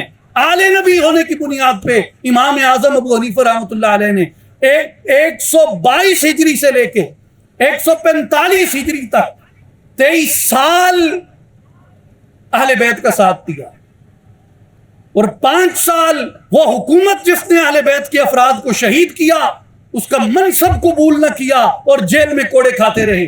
28 سال یعنی 150 ہجری میں انتقال ہوا. 122 سے لے کے 150 ہجری تک امام اعظم اہل بیت کے ساتھ ڈٹ کے کھڑے رہے. 28 سال عملاً قولاً فعلاً دامے درمے قدمے سخنے امام ابو حنیفہ نے اہل بیت کا ساتھ دیا اور ان غاصبوں کو خلیفہ قبول نہ کیا. ایک استقامت چاہیے 28 سال لڑنے کے لیے. وقت کا عالم تھا، امام تھا،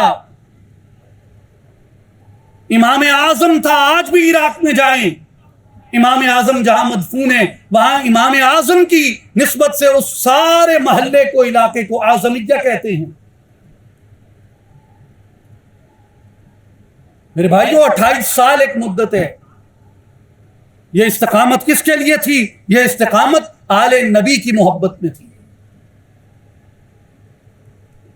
مورخین نے لکھا ہے، امام ابن حجر ہیثمی رحمۃ اللہ تعالی علیہ نے، وَكَانَ أَبُو حَنِيفَةَ يُعَظِّمُ أَهْلَ الْبَيْتِ كَثِيرًا وَيَتَقَرَّبُ بِالْإِنفَاقِ عَلَى الْمُتَسَتِّرِينَ مِنْهُمْ وَالظَّاهِرِينَ.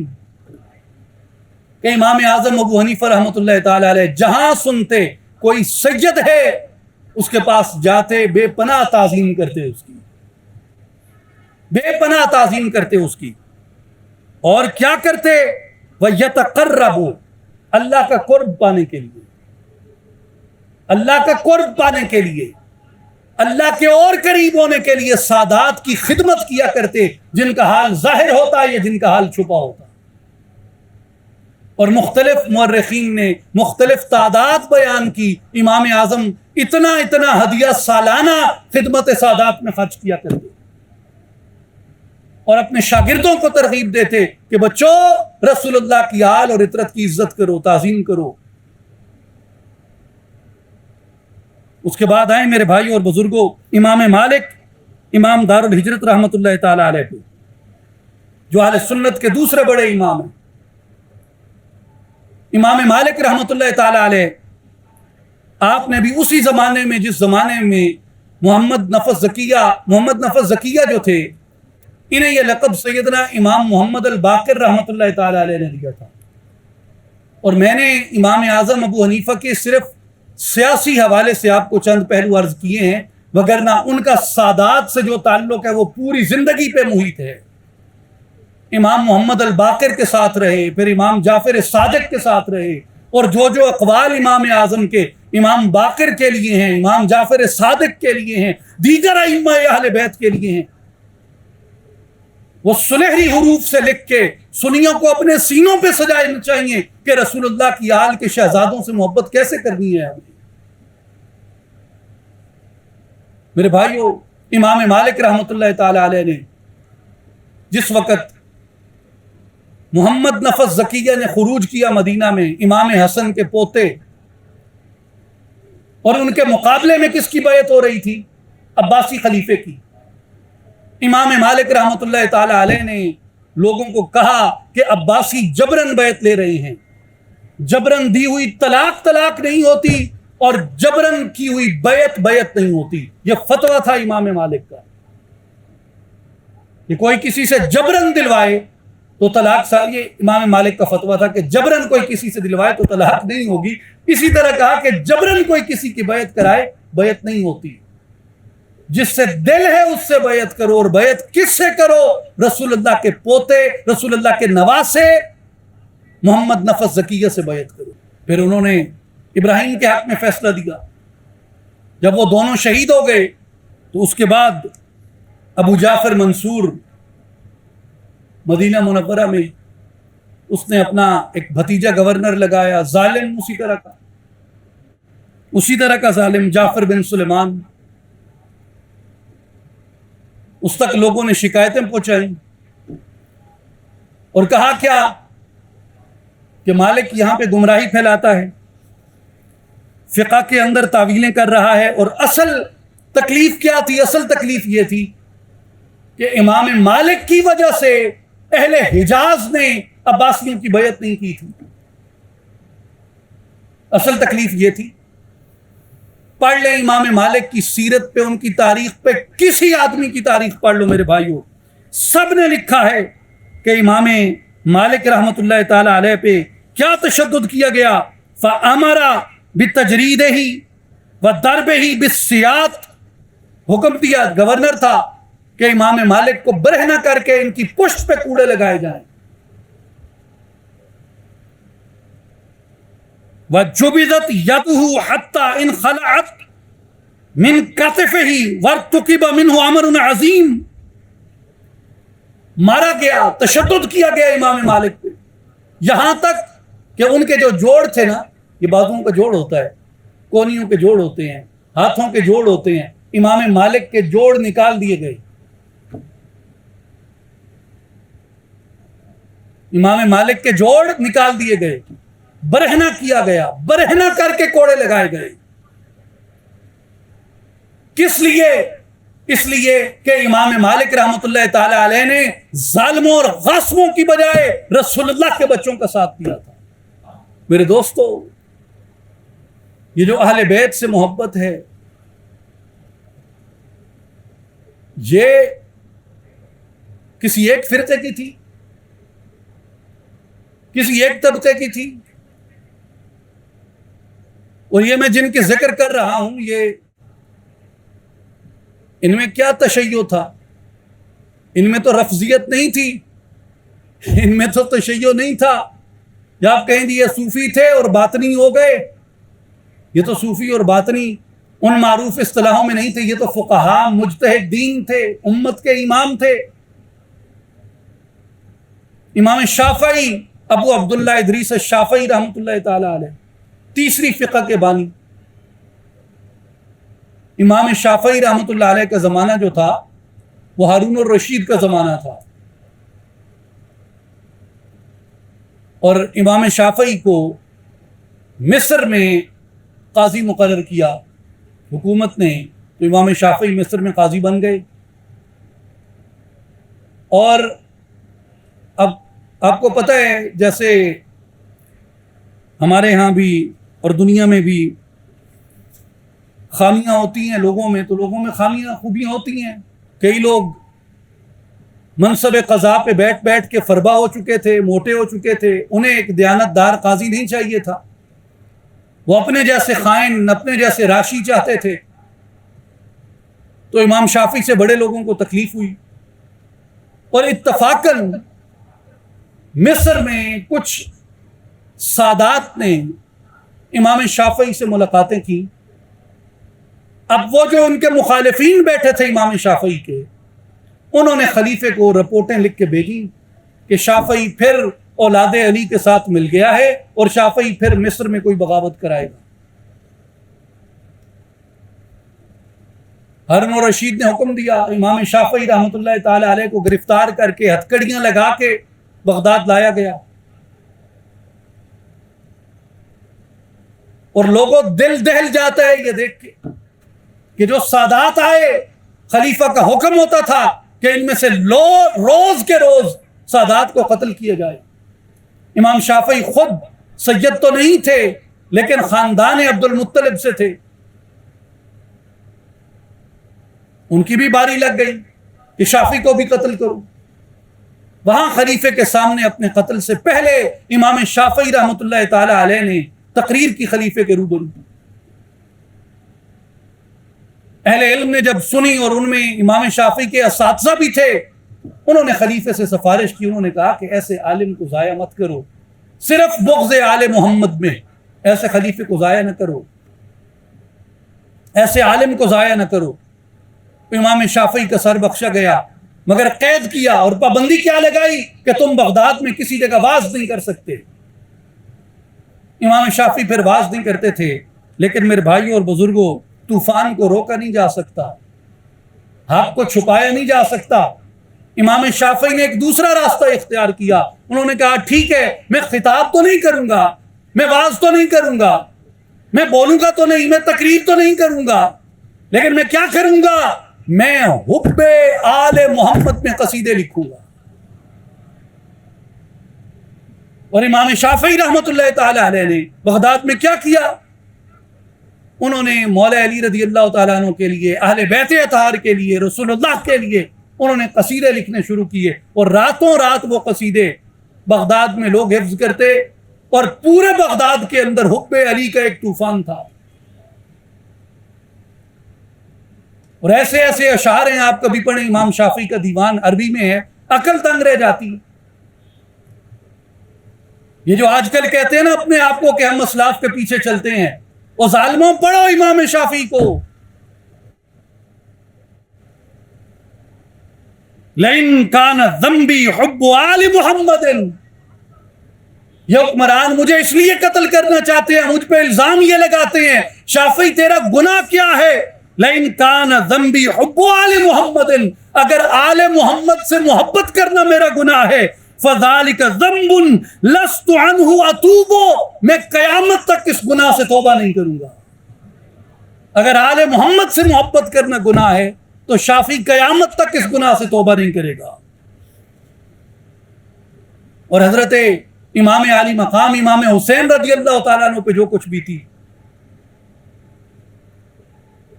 امام شافعی کی حدیثیں پڑھنے والوں، امام شافعی کے شاگردوں کے شاگردوں، بخاری اور مسلم کو حوالہ ماننے والوں، بڑے بڑے جو سلف کے علماء سمجھے جاتے ہیں شافعی تھے۔ ابن حجر اسقلانی شافعی، امام بیضاوی شافعی، امام رازی شافعی، امام بخاری شافعی، امام مسلم شافعی، امام ذہبی اسماء الرجال کے عظیم امام، وہ بھی شافعی۔ اور ان سارے شافعیوں کو تم سلف صالحین میں کہتے ہو، خود امام شافعی نے کیا کہا کربلا کے لیے؟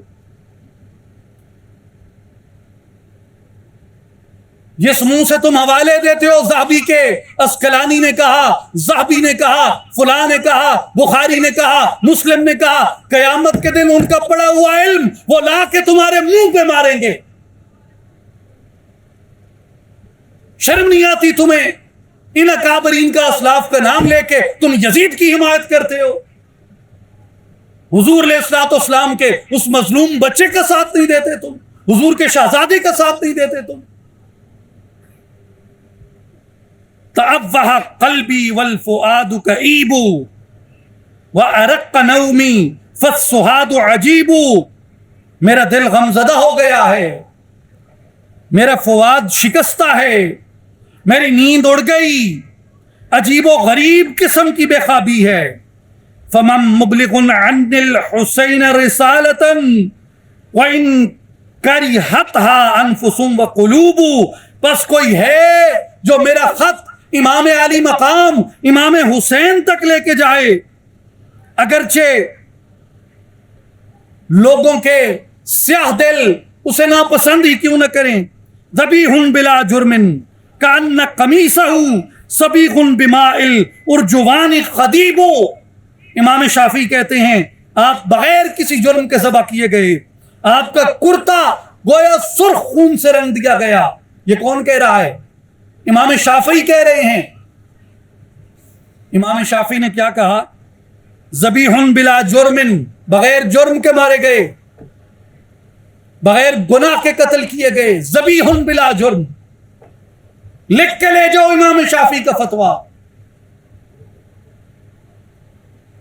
یہ جو کہتے ہیں کہ حکومت کے خلاف کھڑا ہونا ان کا جرم تھا، کیا امام شافعی کو نہیں پتا تھا کہ بغاوت کیا ہے، بغاوت کی تعریف کیا ہے، خروج کیا ہے، خروج کی تعریف کیا ہے، حکمران کیا ہے، حاکم کیا ہے، حاکم کی ذمہ داریاں کیا ہیں، حکومت بنانے کا، حاکم ہونے کا اصول کیا ہے، بیعت لینے کا اصول کیا ہے، جو بیعت کرنا چاہتا ہے وہ کیسے بیعت کرتا ہے، جو بیعت لے رہا ہے وہ کیسے بیعت لیتا ہے؟ امام شافعی کو نہیں پتا تھا؟ وہ کیا کہتے ہیں؟ ذبیح بلا جرم۔ اے امام علی مقام، میں آپ کی طرف خط لکھ رہا ہوں، میرا خط قبول کیجئے کہ آپ ذبیح بلا جرم ہیں، آپ کو بغیر کسی جرم کے شہید کیا گیا۔ تزلزلت الدنیا لآل محمد وقادت لہم سم الجبال تذوب، دنیا آل محمد کے لیے متزلزل ہو گئی، قریب تھا کہ پہاڑوں کی بھی سختی جاتی رہتی۔ وغارت نجوم واقشعرت کواکب وَحُتِّكَ أَسْتَارٌ وَشُقَّ جُيُوبُ، آل محمد کے غم میں ستارے غروب ہو گئے، کواکب مرجھا گئے، یہ پردے چاک ہو گئے، گریبان پھٹ گئے۔ یصلی علی المبعوث من آل ہاشم ویغزی بنوہ ان ذا العجیب۔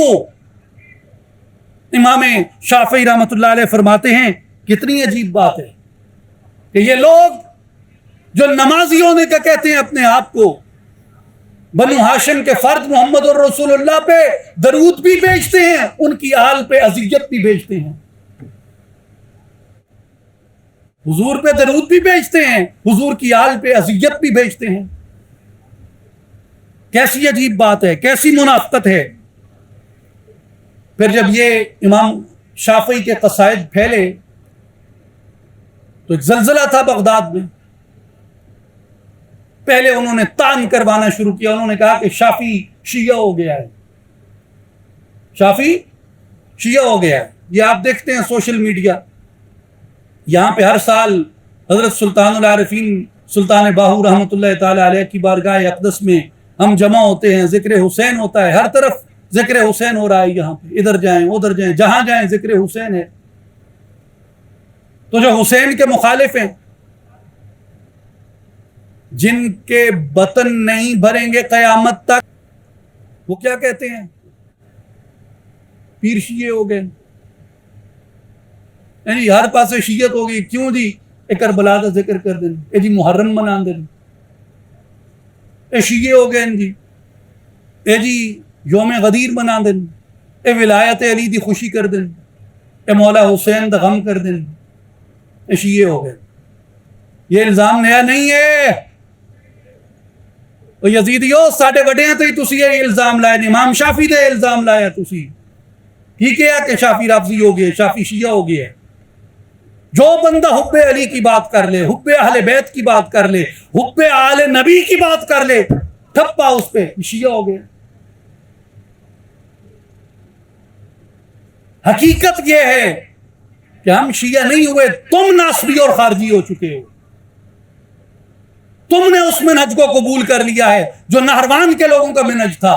تم وہ حروریہ خوارج ہو جن کے لیے رسول اللہ نے وعید فرمائی تھی. ساری علامتیں اور نشانیاں تمہاری ظاہر ہو چکی.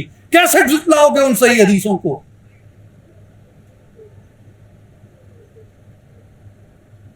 ہم نہیں ہیں رافضی نہ شیعہ. حقیقت یہ ہے کہ جو امام حسین کا ذکر کرنے والوں پہ رفض کا الزام لگاتا ہے وہ خود خارجی اور ناصبی ہے.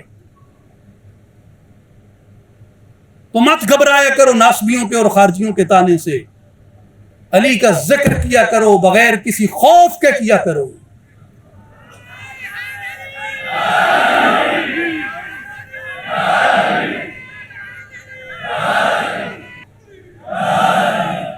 حیدری.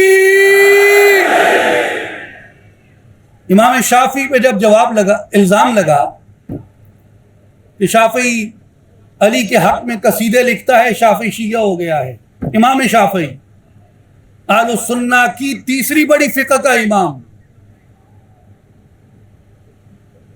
امام شافعی نے جواب دیا، قالوا ترفدت قلت کلا من رفض دینی ولا اعتقادی. لوگوں نے کہا تم رافضی ہو گئے ہو. قلت، میں نے جواب دیا، کلا من رفض دینی ولا اعتقادی، ہرگز نہیں. رافضی مسلک نہ میرا دین ہے نہ میرا عقیدہ ہے. لیکن تولیت غیر شک خیر امام و خیر ہادی، لیکن بلا شک اور بغیر شبوں کے میں اماموں اور ہادیوں کے پیشوا مولا علی سے دوستی رکھتا ہوں. اور پھر کہا ان کان حب الولی رفضا، ان کان حب الولی رفضا فإن الرفضی الی العباد، اگر علی سے محبت کرنا رفض کہلاتا ہے، شافعی کہتا ہے پھر جان لو میں سب سے بڑا رافضی ہوں. ان کان رفضا حب آل محمد فلیشہد الثقلان انی رافضی.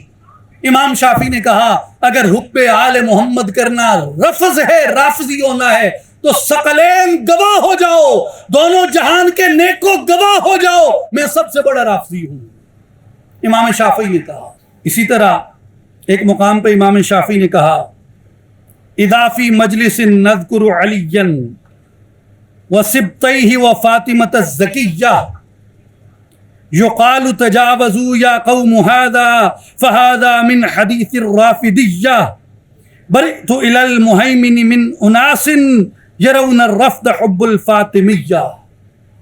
امام شافعی نے کہا جب ہم کسی مجلس میں مولا علی کا ذکر کریں، کسی مجلس میں مولا علی کا ذکر کریں، مولا علی کے بچوں کا ذکر کریں، یا بنت رسول اللہ حضرت سیدہ طیبہ طاہرہ فاطمۃ الزہرا سلام اللہ علیہا کا ذکر کریں، یقال تجاوزوا، ہمیں کہا جاتا ہے تم لوگ حد سے بڑھ گئے ہو، فہذا من حدیث الرافضیہ، اور یہ لوگ تو رافضیوں والی باتیں کرتے ہیں، شیعوں والی باتیں کرتے ہیں۔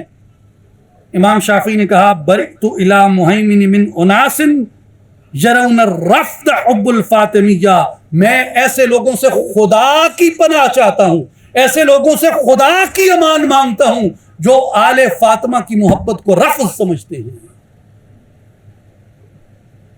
جو امام شافعی کے اس قول کو حق سمجھتا ہے، جاؤ گھروں میں بیٹھ کے مصلی بچھا کے نفل پڑھ کے اللہ کی بارگاہ میں دعا کرو اور یہ کہو یا اللہ میں بھی تیری پناہ مانگتا ہوں ایسے لوگوں سے جن کے نزدیک آل محمد کی محبت کو رفض کہا جائے۔ یہ نئے لوگ پیدا ہو گئے ہیں، عجیب الخلقت لوگ ہیں، حلیے دیکھیں ان کے اور باتیں دیکھیں ان کی۔ یار امام شافعی کی آپ بات کرتے ہیں، شافعی منہج کے، شافعی مسلک کے بڑے بڑے لوگوں کو آپ اسلاف کہہ کے اپنے آپ کو منسوب کرتے ہیں، اور شافعی کچھ کہہ رہا ہے آپ لوگ کچھ کرتے ہیں۔ یہی نفاق کی علامت ہوتی ہے، یہی دو نمبری کی علامت ہوتی ہے، یہی فروخت شدہ کی علامت ہوتی ہے۔ اس سے بڑا کیا ظلم ہے کہ کوئی آدمی رسول اللہ کی آل سے بغض رکھے، سیدہ پاک سے بغض رکھے، مولا علی سے بغض رکھے، حسن حسین سے بغض رکھے۔ اس سے بڑی دین فروشی کیا ہے؟ اس سے بڑی غلط فہمی کیا ہے؟ اس سے بڑا التباس کیا ہے؟ اس سے بڑی کنفیوژن کیا ہے؟ اس سے بڑا اندھا پن کیا ہے؟ ذوق کی تسکین کے لیے مجھے بیدم وارسی یاد آ رہے ہیں۔ بیدم یہی تو 5 ہیں مقصود کائنات، خیر النساء حسین و حسن مصطفیٰ علی، کائنات انہی کی ہے۔ اب آئیے چوتھے امام سیدنا امام احمد ابن حنبل رضی اللہ تعالیٰ عنہ۔ کئی بڑے بڑے علماء نے اسے روایت کیا، قاضی ابو لیلہ نے، علامہ ابن جوزی نے، شیخ الاسلام ابن حجر حیتمی نے، اور بڑے بڑے اماموں نے امام احمد ابن حنبل کے اس قول کو نقل کیا۔ حنابلہ کی تقریباً ساری جماعت نے اسے نقل کیا، حنبلیوں کی ساری جماعت نے اسے نقل کیا۔ سنیں، احمد ابن حنبل کے بیٹے صالح ابن احمد امام احمد کے پاس آئے، سوال کیا یزید کے بارے میں۔ کس کے بارے میں؟ یزید پلید کے بارے میں، یزید پلید کے بارے میں۔ امام احمد نے فرمایا یا بنیہ هل يسوغ لمن يؤمن بالله ان يحب يزيد ولم لا يلعن الرجل، اے بیٹے کیا کسی مومن کے لیے یہ جائز ہے کہ وہ ایمان بھی رکھے اور یزید سے محبت بھی کرے؟ کون کہہ رہا ہے؟ احمد ابن حنبل۔ کیا کسی مومن کے لیے، ایمان والے کے لیے یہ جائز ہے کہ وہ ایمان کے ہوتے ہوئے یزید سے محبت کرے؟ وَلِمَ لَا يَلْعَنُ رَجُلٌ، ایک بندہ یزید پہ لعنت کیوں نہ کرے؟ لعنت اللہ فی کتابہ، جبکہ یزید پہ اللہ نے اپنی کتاب میں لعنت کی ہے۔ کس نے کہا؟ امام احمد نے۔ کیا کہ بیٹا ایک ایمان والے کے دل میں کیسے ممکن ہے کہ ایمان بھی ہو اور یزید کی محبت بھی ہو؟ اور یزید پہ لعنت کیوں نہ کی جائے جبکہ یزید پہ اللہ نے قرآن میں لعنت کی ہے؟ اب بیٹے عالم تھے، متجسس ہوئے، سوال کرنے لگے امام احمد سے، کہا کہ ابا جان اللہ نے قرآن میں کہاں یزید پہ لعنت کی ہے؟ تو امام احمد ابن حنبل رحمۃ اللہ تعالی علیہ نے سورہ محمد کی آیات پڑھی اور کیا کہا؟ وہ آیات کیا فرماتی ہیں؟ فَهَلْ عَسَيْتُمْ إِن تَوَلَّيْتُمْ أَن تُفْسِدُوا فِي الْأَرْضِ وَتُقَطِّعُوا أَرْحَامَكُمْ۔ اے منافقو، تم سے یہ بعید نہیں ہے اگر تم کو زمین میں حکومت مل جائے تو تم زمین میں فساد کرو گے اور قطع رحمی کرو گے، رشتوں کو توڑ ڈالو گے۔ اولئک الذین لعنہم اللہ فاصمہم واعمی ابصارہم، یہی وہ لوگ ہیں جن پہ اللہ نے لعنت کی ہے اور ان کو بہرا اور آنکھوں سے اندھا بنا دیا۔ اب یہ آیت پڑھی امام احمد ابن حنبل نے کہ تم سے بعید نہیں، اگر تمہیں زمین میں حکومت دی جائے تم فساد کرو گے، قطع رحمی کرو گے، ایسے ہی لوگوں پہ اللہ نے لعنت کی ہے۔ یہ آیت پڑھ کے امام احمد ابن حنبل بیٹے سے کہنے لگے، بیٹا مجھے بتاؤ رسول اللہ کے بیٹے حسین ابن علی سے، علی کے قتل سے بڑھ کے زمین میں کیا فساد ہو سکتا ہے؟ حسین کے قتل سے بھی بڑا کوئی فساد ہوگا؟ کہا نہیں۔ تو فرمایا اگر حسین کے قتل سے بڑا فساد نہیں ہو سکتا تو قرآن کی اس آیت کا مصداق یزید ہے جس نے فساد پھیلایا اور قطع رحمی کی، لہذا اللہ کی لعنت ہے ایسے شخص کے اوپر، اور یزید پہ لعنت ہے اللہ کی۔ یہ جیسے میں نے آپ کو بتایا کہ آج کل کچھ بکاؤ مال یہ ناسبی اور خارجی مارکیٹ میں بڑے عام ہوئے ہیں، ملوکیتوں کے پروردہ، یہ نام نہاد ملے، یہ کیا کہتے ہیں؟ وہ جی اصل مسئلہ تو جو ہے وہ یہ ہے، یہ مدینہ کو پامال کرنے کی مثال دیتے ہیں کہ یزید نے مدینہ پہ حملہ کیا تھا، اور یزید نے مدینہ پہ حملہ کیا تھا تو یہ تو بات میں آتی ہے اس نے کیسے کیا، یہ کیا ہوا، یہ معاملات کیا تھے۔ اصل بات یہ ہے کہ وہ کہو تم بات کہ یزید نے حسین کے ساتھ کیا کیا اور پھر دفاع میں کہتے ہیں کہ یزید نے جو کیا وہ حق تھا۔ اِنَّ لِلَّهِ وَإِنَّا إِلَيْهِ راجعون۔ دو باتوں کو جوڑ کے آپ دیکھیں، کربلا اور مدینہ۔ پہلے یزید نے کربلا میں کیا کیا، پھر یزید نے مدینہ میں کیا کیا۔ میرے مسلمان بھائیوں ایک بات یاد رکھ لو، اب میں کچھ آپ سے سادہ باتیں ایک دو کرنا چاہتا ہوں، اگر وہ آپ دل میں بٹھا لیں گے یہ مدینے اور کربلا کا مسئلہ آپ کے ذہن میں قیامت تک حل ہو جائے گا۔ اگر یزید حق پہ حکمران ہوتا، اگر یزید حق پہ حکمران ہوتا، نہ کربلا کا سانحہ ہوتا، نہ مدینے میں وہ واقعہ پیش آتا۔ اگر یزید حق پہ ہوگا،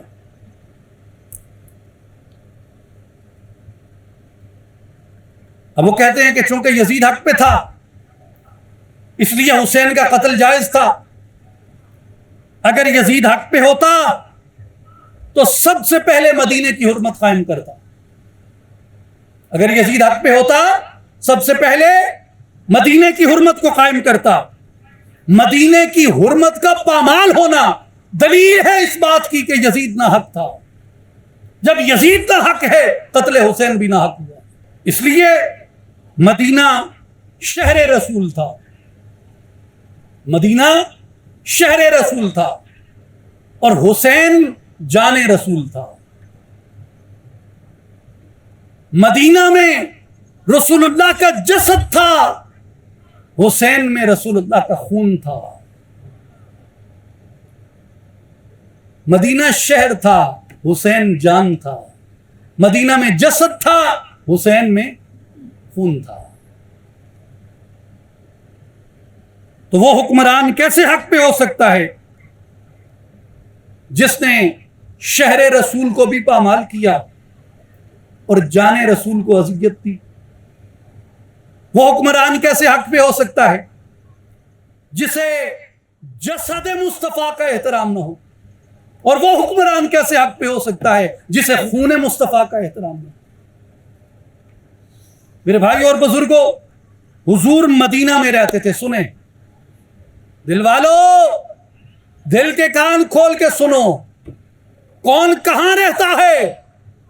رسول کہاں رہتے تھے؟ مدینہ میں. رسول مدینہ میں رہتے تھے، حسین رسول میں رہتا تھا. رسول مدینہ میں رہتے تھے، حسین رسول میں رہتا تھا.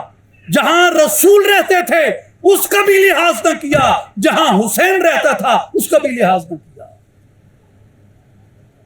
جہاں حضور رہتے تھے اس کا بھی لحاظ نہ کیا، اور جو حضور میں رہتا تھا اس کا بھی لحاظ نہ کیا. مدینے نے اسلام کو بڑھایا، مدینے نے اسلام کو بڑھایا، اس لیے اس نے مدینے کو روندا. نسلی عصبیت جو تھی، یہ موضوع نہیں ہے، مگر میں ایک بات بتا دوں کہ نسلی عصبیت یزید میں کوٹ کوٹ کر بھری ہوئی تھی. آپ کو اگر یاد ہو چند برس قبل ناچیز نے آپ سے اس پہ بات کی تھی کہ جو مکالمات ہیں یزید پلید کے سیدہ طیبہ زینب سلام اللہ علیہ کے ساتھ، وہ یہ بات ثابت کرتے ہیں کیسے ایک امتی کی ہمت ہو سکتی ہے کہ رسول اللہ کے شجرے پہ تان کرے، رسول اللہ کے نسب پہ تان کرے، اور یہ کہے کہ ہم نے مقتولین بدر کا بدلہ لے لیا. مقتولین بدر کون تھے؟ یزید کے بڑے تھے. حالانکہ یہ واقعی شرعی مسئلہ ہے کہ اس کا جو بعد میں مسلمان ہو گئے ہیں ان کو منسوب نہیں کیا جا سکتا ان کو کفار سے جو اس سے پہلے قتل ہوئے. لیکن یہ میں نے نہیں کیا منسوب، یہ اس بدبخت نے خود اپنے لیے کہا کہ ہم نے آج مقتولین بدر کا بدلہ لے لیا ہے کربلا میں. کون کون؟ عتبہ، شیبہ، ولید، باقی جتنے بڑے بڑے مارے گئے بدر میں. یہ عصبیت تھی جو اس کے اندر تھی کہ مدینے والوں نے اسلام کو بچایا تھا، اس لیے اس نے مدینے کو رون ڈالا. مدینے نے اسلام بڑھایا، اس نے مدینہ بھی رون ڈالا. حسین نے آل کو بڑھایا، اس نے حسین کو بھی اذیت دی.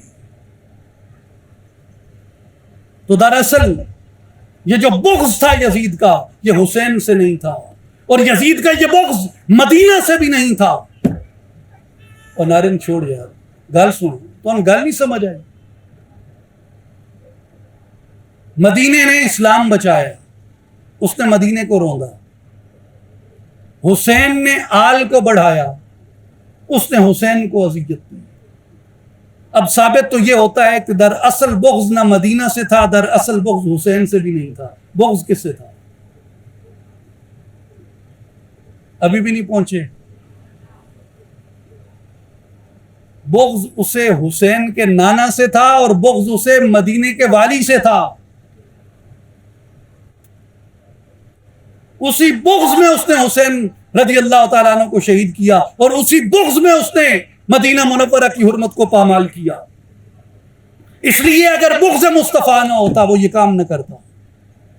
اب سنیں سلطان حق باہو کیا کہتے ہیں. جے کر مندے بیت رسولی پانی کیوں بند کر دے ہوں، جے کچھ ملاحظہ سروردہ کر دے خیمے تمبو کیوں سڑ دے. آل مصطفیٰ سے جو بغض تھا یہ مصطفیٰ کی وجہ سے بغض تھا، اور یہ وہ در حقیقت بغض مصطفیٰ تھا، بغض اسلام تھا. مدینہ سے جو بغض تھا یہ دراصل بغض مصطفیٰ تھا اور بغض اسلام تھا. واقعہ کربلا بھی اس لیے یزید پلید کے ناحق ہونے کی دلیل ہے، اور مدینہ منورہ میں جو واقعہ پیش آیا وہ بھی یزید پلید کے ناحق ہونے کی دلیل ہے. کیسے وہ حق پہ ہو سکتا ہے جو مدینے پہ حملہ کرے؟ پہلی لعنت امام احمد ابن حنبل نے قرآن سے بتائی کہ حسین کو شہید کرنے والے پہ اللہ کی لعنت ہے. حسین کے قتل سے بڑا کیا فساد ہوگا؟ حسین کے قتل سے بڑا کیا فساد ہوگا؟ اور مدینے کو جس طریقے سے اس نے روندا، اس سے بڑی لعنت کی مستحق کیا بات ہو سکتی ہے؟ میں نہیں کہہ رہا، نہ میں ایسے لعنتیں کرنے میں سخی ہوں. جیسے لوگ بات بات پہ قسمیں اٹھاتے ہیں، میں نہیں قسمیں اٹھاتا. لوگ بات بات پہ ایک دوسرے کو لعنت کرتے ہیں، لیکن یزید کے معاملے میں میں لعنت نہیں کر رہا. احمد ابن حنبل کہہ رہے ہیں کہ اس پہ لعنت کرو، اللہ کی لعنت ہے اس پہ. اور حسین والے واقعے پہ میں آپ کے سامنے صحیح حدیثیں رکھتا ہوں، پڑھ کے دیکھیں حدیثیں کیا کہتی ہیں اس کے بارے میں. سنیں، امام طبرانی رحمت اللہ تعالی علیہ نے سند حسن کے ساتھ بیان کیا. اللہم من ظلم اہل المدینہ واخافهم فاخفه وعلیہ لعنت اللہ والملائکۃ والناس اجمعین لا يقبل منہ صرف ولا عدل. حضور علیہ الصلوۃ والسلام نے کہا، اے اللہ جس نے اہل مدینہ پہ ظلم کیا. کس نے کہا؟ بولے کس نے کہا؟ رسول اللہ نے. کیا؟ جس نے اہل مدینہ پہ ظلم کیا یا اہل مدینہ کو ڈرایا، اس پر اللہ کی لعنت، اس پر ملائکہ کی لعنت، اس پر تمام لوگوں کی لعنت. اور ایسے شخص کا کوئی عمل نہ فرض میں قبول کیا جائے گا نہ نفل میں قبول کیا جائے گا. جس نے اہل مدینہ پہ ظلم کیا، اور ثابت شدہ بات ہے یزید کے کہنے پہ مدینہ پہ ظلم کیا گیا. وہ اس پلید کا دفاع کرتے ہو. حضور کی صحیح حدیثیں بتاتی ہیں مدینہ پہ ظلم کرنے والے پہ اللہ کی فرشتوں کی لعنت ہے. صحیح مسلم کتاب الحج، المدینہ حرم فمن احدث فیہا حدثا او آوا محدثا فعلیہ لعنت اللہ والملائکۃ والناس اجمعین. مدینہ حرم ہے، جو شخص مدینہ میں جرم کا کام ایجاد کرے گا یا کسی مجرم کو پناہ دے گا، اس پر اللہ کی لعنت، فرشتوں کی لعنت، تمام انسانوں کی لعنت ہے اس پہ. صحیح مسلم کی حدیث، مصنف عبد الرزاق کی حدیث. حضور نے دعا کی، اللہم من ارادنی واہل بلدی بالسوء فعجل ہلاکہ. اے اللہ جو میرے ساتھ یا میرے شہر والوں کے ساتھ برائی کا ارادہ کرتا ہے، اس کو عجلت میں ہلاک فرما، جلدی میں ہلاک فرما. مصنف عبد الرزاق میں زید ابن اسلم سے ایک دوسری روایت، حضور علیہ الصلوۃ والسلام نے فرمایا، اللہم من اراد المدینہ بالسوء فعذبہ کما یذوب الرصاص فی النار او کما یذوب ملح فی الماء. اے اللہ جو مدینہ سے برائی کا ارادہ کرے، اسے ایسے پگھلا دے جیسے سیسا آگ میں پگھل جاتا ہے، جیسے نمک پانی میں پگھل جاتا ہے. امام طبرانی نے ایک دوسری روایت بیان کی، اللہم من ظلم اہل المدینہ واخافہم فاخفہم وعلیہ لعنت اللہ والملائکۃ والناس اجمعین. اے اللہ جس نے اہل مدینہ پہ ظلم کیا، انہیں ڈرایا، تو انہیں ڈرا دے. اور جو اہل مدینہ پہ ظلم کرتا ہے اس پہ لعنت ہے اللہ کی، فرشتوں کی اور تمام لوگوں کی. صحیح حدیثیں آپ کے سامنے رکھی، معتبر کتب اہل سنہ و جماعہ سے. اب بتائیں یزید نے حملہ کیا تھا مدینے پہ یا نہیں کیا تھا؟ ظلم کیا کہ نہ کیا؟ مسجد نبوی میں اذانیں بند ہوئی کہ نہ ہوئی؟ مسجد نبوی میں گھوڑوں کی لید اور موتر ہوئے کہ نہ ہوئے؟ منبر رسول کی حرمت کو پامال کیا گیا کہ نہ کیا گیا؟ مدینہ شہر کی عصمتوں کو حلال کیا اس نے اپنے سپاہیوں پہ. اس سے بڑا ظلم کیا ہوگا؟ اور جو مدینہ میں ظلم کرتا ہے، اللہ کی لعنت ہے اس پہ، فرشتوں کی لعنت ہے اس پہ، اور تمام لوگوں کی لعنت ہے اس پہ. یزید لعنتی تھا، کوئی شک ہی نہیں اس کے اندر.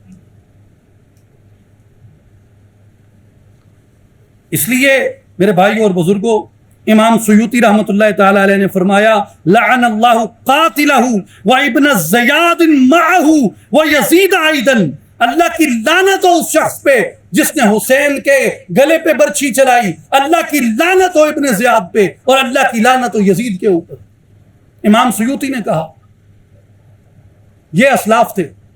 احمد ابن حنبل، امام عبد الرزاق صاحب مصنف، امام مسلم، امام طبرانی، امام احمد ابن حنبل، امام شافعی، امام مالک، امام ابو حنیفہ رحمت اللہ تعالی علیہ. کون سے اسلاف کی پھر تم بات کرتے ہو؟ یہ سارے اسلاف تو اس بدبخت کو کٹہرے میں کھڑا کرتے ہیں، قیامت کے دن فرشتوں کے گرزوں کا مستحق ہوگا، جہنم کے گڑھوں کا مستحق ہوگا. تم اسے سر پہ بٹھاتے ہو صرف ملوکیت کی خوشنودی کے لیے.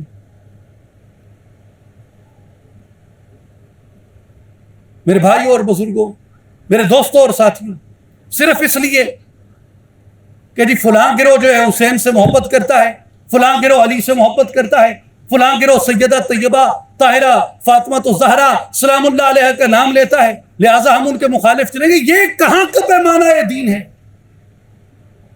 اور یاد رکھو، یہ بغض بغض آل نہیں ہے، یہ بغض بغض نبی ہے۔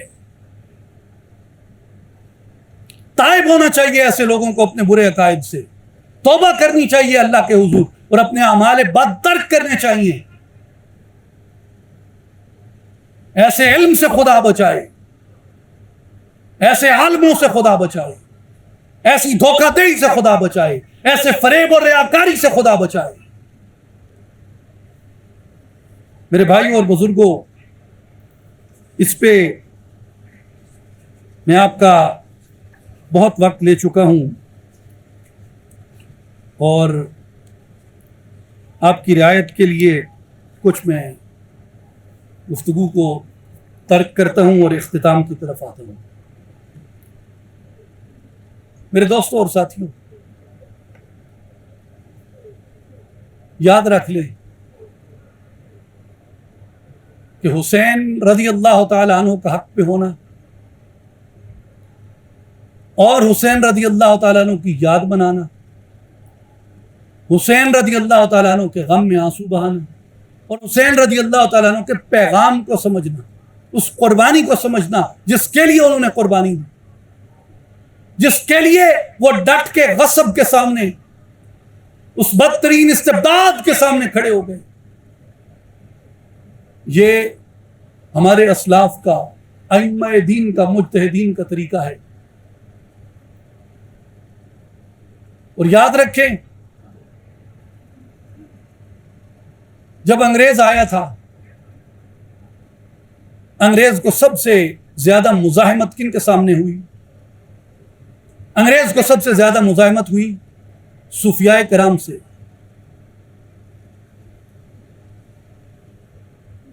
سندھ میں پیر صاحب پگارو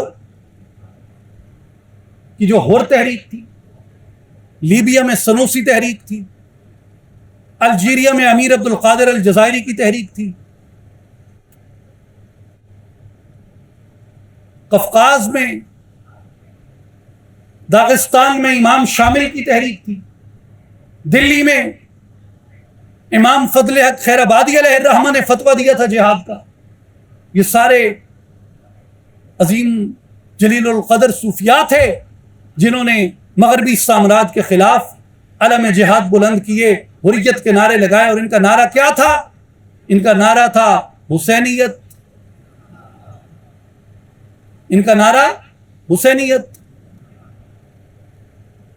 انگریز نے دیکھا، مغربی استعمار نے دیکھا کہ جب تک حسین ان کے دلوں میں ہے، کیونکہ مین سٹریم اسلام جو ہے، جو غالب ہے، جو سواد اعظم ہے، جو غالب اکثریت ہے، وہ سنی ہیں، اور سنی جو ہیں وہ حسین سے محبت کرتے ہیں، حسین کی طرح لڑتے ہیں، اور حسن و حسین کی محبت جو تھی وہ اس امت کی روح کی حیثیت رکھتی تھی۔ آج بھی آپ جائیں مسجد نبوی میں، اللہ تعالیٰ سب کو لے کے جائے، آپ میں جن جن نے زیارت کی ہے آپ گواہی دیں گے اس بات کی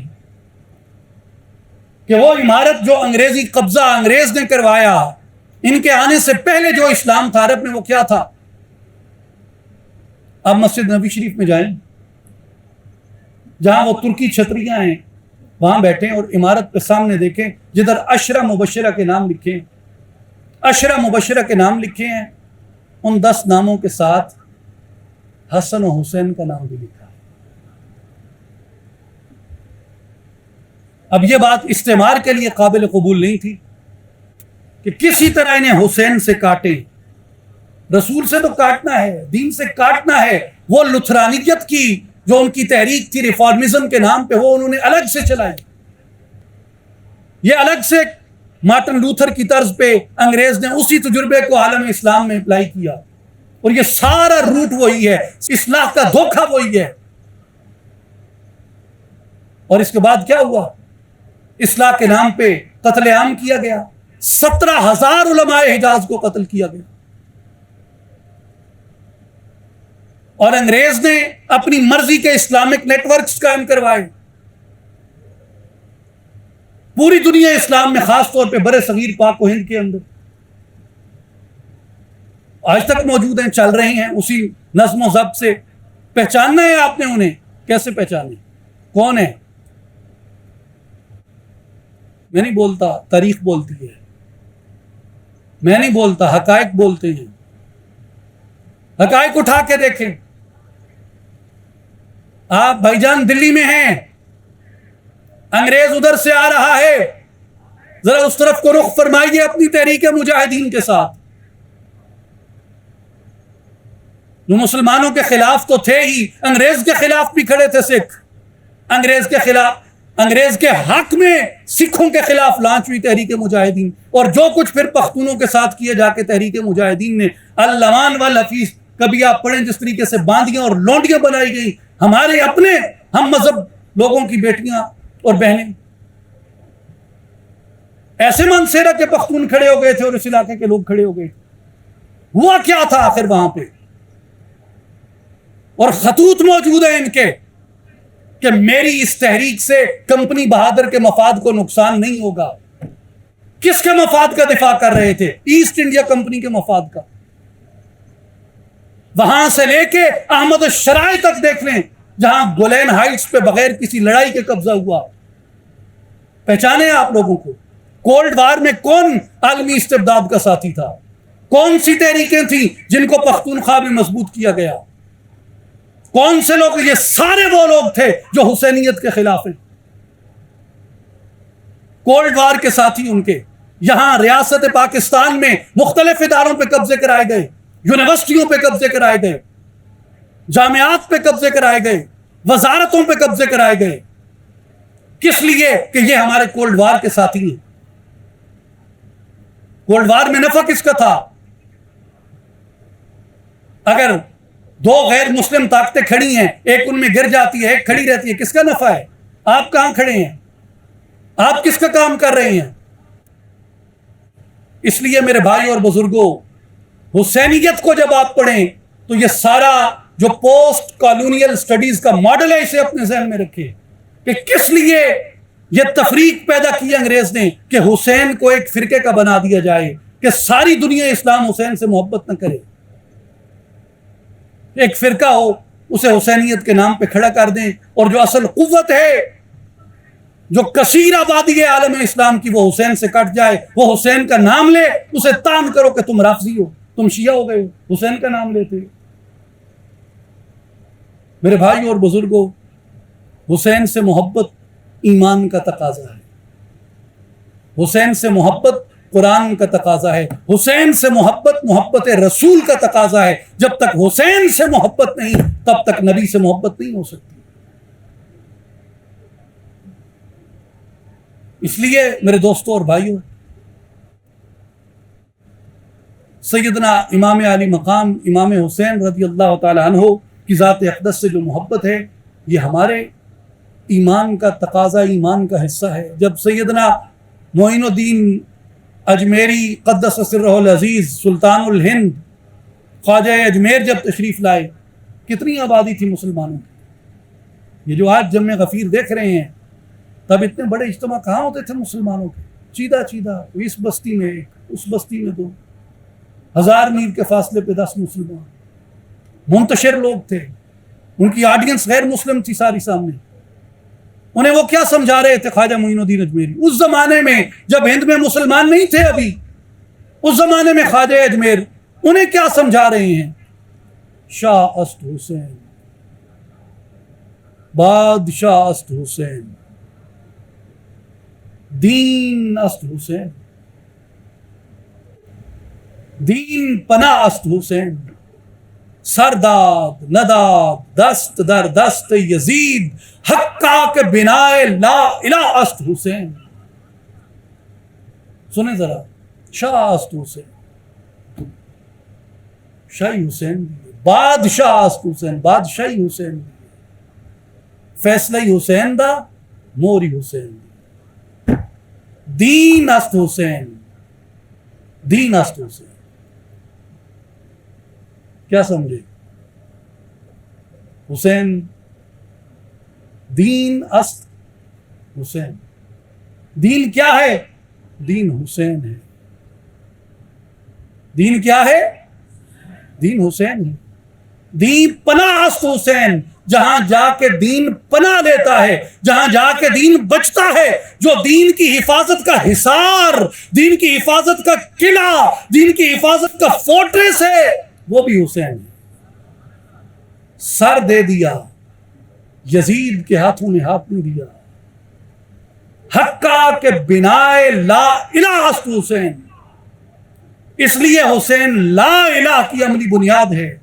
اب سمجھ نہیں آتی، یزید کے ہاتھ میں یہ شعری تلازمہ ہوتا ہے، شعری تلازمہ ہوتا ہے. اب بھائی پہلے مصرے میں کہا سر داد نہ داد دست در دست حسین. اگلے مصرے میں کچھ ایسی بات ہونی چاہیے تھی جو سر دینے یا نہ دینے کے معاملے میں آتی. تو شعری تلازمہ کیسے پورا ہوگا؟ بنائے لا الہ کی بات کہاں سے آ گئی؟ تو بات یہ سمجھ آتی ہے کہ اسلام نے نعرہ دیا تھا لا الہ الا اللہ، لا الہ الا اللہ، اور اسی سے یہ نعرہ تھا لا قیصر و لا کسریٰ، لا قیصر و لا کسریٰ. کوئی قیصر نہیں اور کوئی کسریٰ نہیں. جب یزید کو تخت منتقل ہونے لگا تھا تو دلیل کیا گھڑی گئی کہ ہم جی ابو بکر کے طریقے کو اپنا رہے ہیں. ابو بکر کا کیا طریقہ تھا؟ وہ جی ابو بکر نے اپنی موت سے قبل عمر کو خلیفہ نامزد کیا تو امت کو بغیر امیر کے نہیں چھوڑا، تو لہذا امت کو بغیر امیر کے نہیں چھوڑا جا رہا. اس لیے یہ فیصلہ ہوا ہے کہ اب یزید کو خلیفہ بنایا جائے گا. حضرت ابو بکر صدیق کے بیٹے عبد الرحمن بن ابی بکر رضی اللہ تعالیٰ عنہ نے جواب دیا، یہ ابو بکر و عمر کا طریقہ نہیں ہے، یہ قیصر و کسریٰ کا طریقہ ہے کہ باپ مرے تو بیٹا حکمران ہو. اسلام کا کیا اصول ہے؟ لا قیصر و لا کسریٰ. کوئی قیصر نہیں، کوئی کسریٰ نہیں. اس لیے کہا یزید کیا تھا؟ قیصر و کسریٰ کی نمائندگی کر رہا تھا. اگر یزید کے ہاتھ میں ہاتھ دیتے لا الہ الا اللہ کی نفی ہو جاتی، قیصر و کسریٰ پھر قائم ہو جاتے. اس لیے کہا سر دے دیا، یزید کے ہاتھ میں ہاتھ نہیں دیا تاکہ لا الہ الا اللہ کا وعدہ پورا ہو جائے. میرے بھائیو، حسین سے محبت ان لوگوں نے سکھائی. اور حضرت خواجہ معین الدین اجمیری رحمۃ اللہ تعالی علیہ سنی حنفی تھے. حضرت سلطان باہو رحمۃ اللہ علیہ نے کہا جے کر دین علم وچ ہوندا سر نیزے کیوں چڑھ دے. سنی حنفی تھے. یہاں 400 سال سے ذکر حسین ہو رہا ہے. تب تو یہ تفریق نہیں تھی کہ حسین شیعوں کا ہے، جو علی کی بات کرے وہ شیعہ، جو سیدہ پاک کی بات کرے وہ شیعہ، جو حسین کی بات کرے وہ شیعہ. حسین سے سنی سے بڑھ کے کوئی محبت کر ہی نہیں سکتا، مگر شرط یہ ہے کہ سنی حلال کا ہو، حلال کا سنی ہو. حسین سے اس سے بڑھ کے کوئی حقدار نہیں ہو سکتا. میرے بھائیوں اور بزرگوں، اس لیے یہ دعا کریں کہ اللہ تبارک و تعالی ہمیں حضور کی آل اور حضور کی اطرت کی محبت نصیب فرمائے. اور یہ دعا کریں کہ اللہ کریم اپنے نور کی طرف ہماری آنکھوں سے حجابات کو ہٹا دے، رسول اللہ کے نور کی طرف ہماری آنکھوں سے حجابات کو ہٹا دے، حضور کی آل کے نور کی طرف ہماری آنکھوں سے حجابات کو ہٹا دے. اور میرے بھائیوں، یہ دعا کریں کہ اے اللہ اس کے بچوں کی خیر کر جو رسول اللہ کے بچوں کی خیر چاہتا ہے. اور یہ دعا کریں میرے بھائیوں کہ اے اللہ دنیا میں، قبر میں، آخرت میں اس کی طرف ہو جا جو رسول اللہ کے بچوں کی طرف ہو گیا. اور دعا کریں اے اللہ ان کی مدد فرما جو آل محمد کے مددگار ہیں. اور دعا کریں کہ اے اللہ دشمنوں کے مقابل ان کا دفاع مؤثر کر دے جو حضور کے بچوں کا دفاع کرتے ہیں. اور ہم دعا کریں کہ اے اللہ انہیں ذلیل و رسوا فرما جو ذلیل اور رسوا لوگوں کو رسول اللہ کے بچوں پہ ترجیح دیتے ہیں. اے اللہ ایسے لوگوں کو کوئی غم نہ پہنچے جنہیں حضور علیہ الصلوۃ والسلام کے بچوں کا غم ہے۔ اور اے اللہ ہماری ان بیٹیوں بہنوں کے سروں کی چادروں کو سلامت رکھ جنہیں چادر زینب کا غم ہے۔ اور اے اللہ ان کے درجے اور فضیلتیں بلند فرما جو رسول اللہ کے اور ان کی آل کے درجے اور فضیلتیں بیان کرتے ہیں۔ اے اللہ جو سیدنا علی اصغر کی پیاس میں تڑپتے ہیں انہیں بروز حشر ساقی کوثر کے مبارک ہاتھوں سے سیراب فرما۔ اور اے اللہ جنہیں شبیہ رسول سیدنا امام علی اکبر رضی اللہ تعالیٰ عنہ سے محبت ہے، ان کا غم رکھتے ہیں، انہیں کثیر کثیر کثیر مرتبہ شبیہ مصطفیٰ کے طفیل رخ مصطفیٰ کی زیارت نصیب فرما۔ اور اے اللہ جن کے دل مودت قرابت سے روشن ہیں، جن کے دل مودت آل محمد سے روشن ہیں، دنیا میں ان کے چہروں کو روشن فرما، برزخ میں ان کی قبروں کو روشن فرما، آخرت میں ان کے انجام کو روشن فرما۔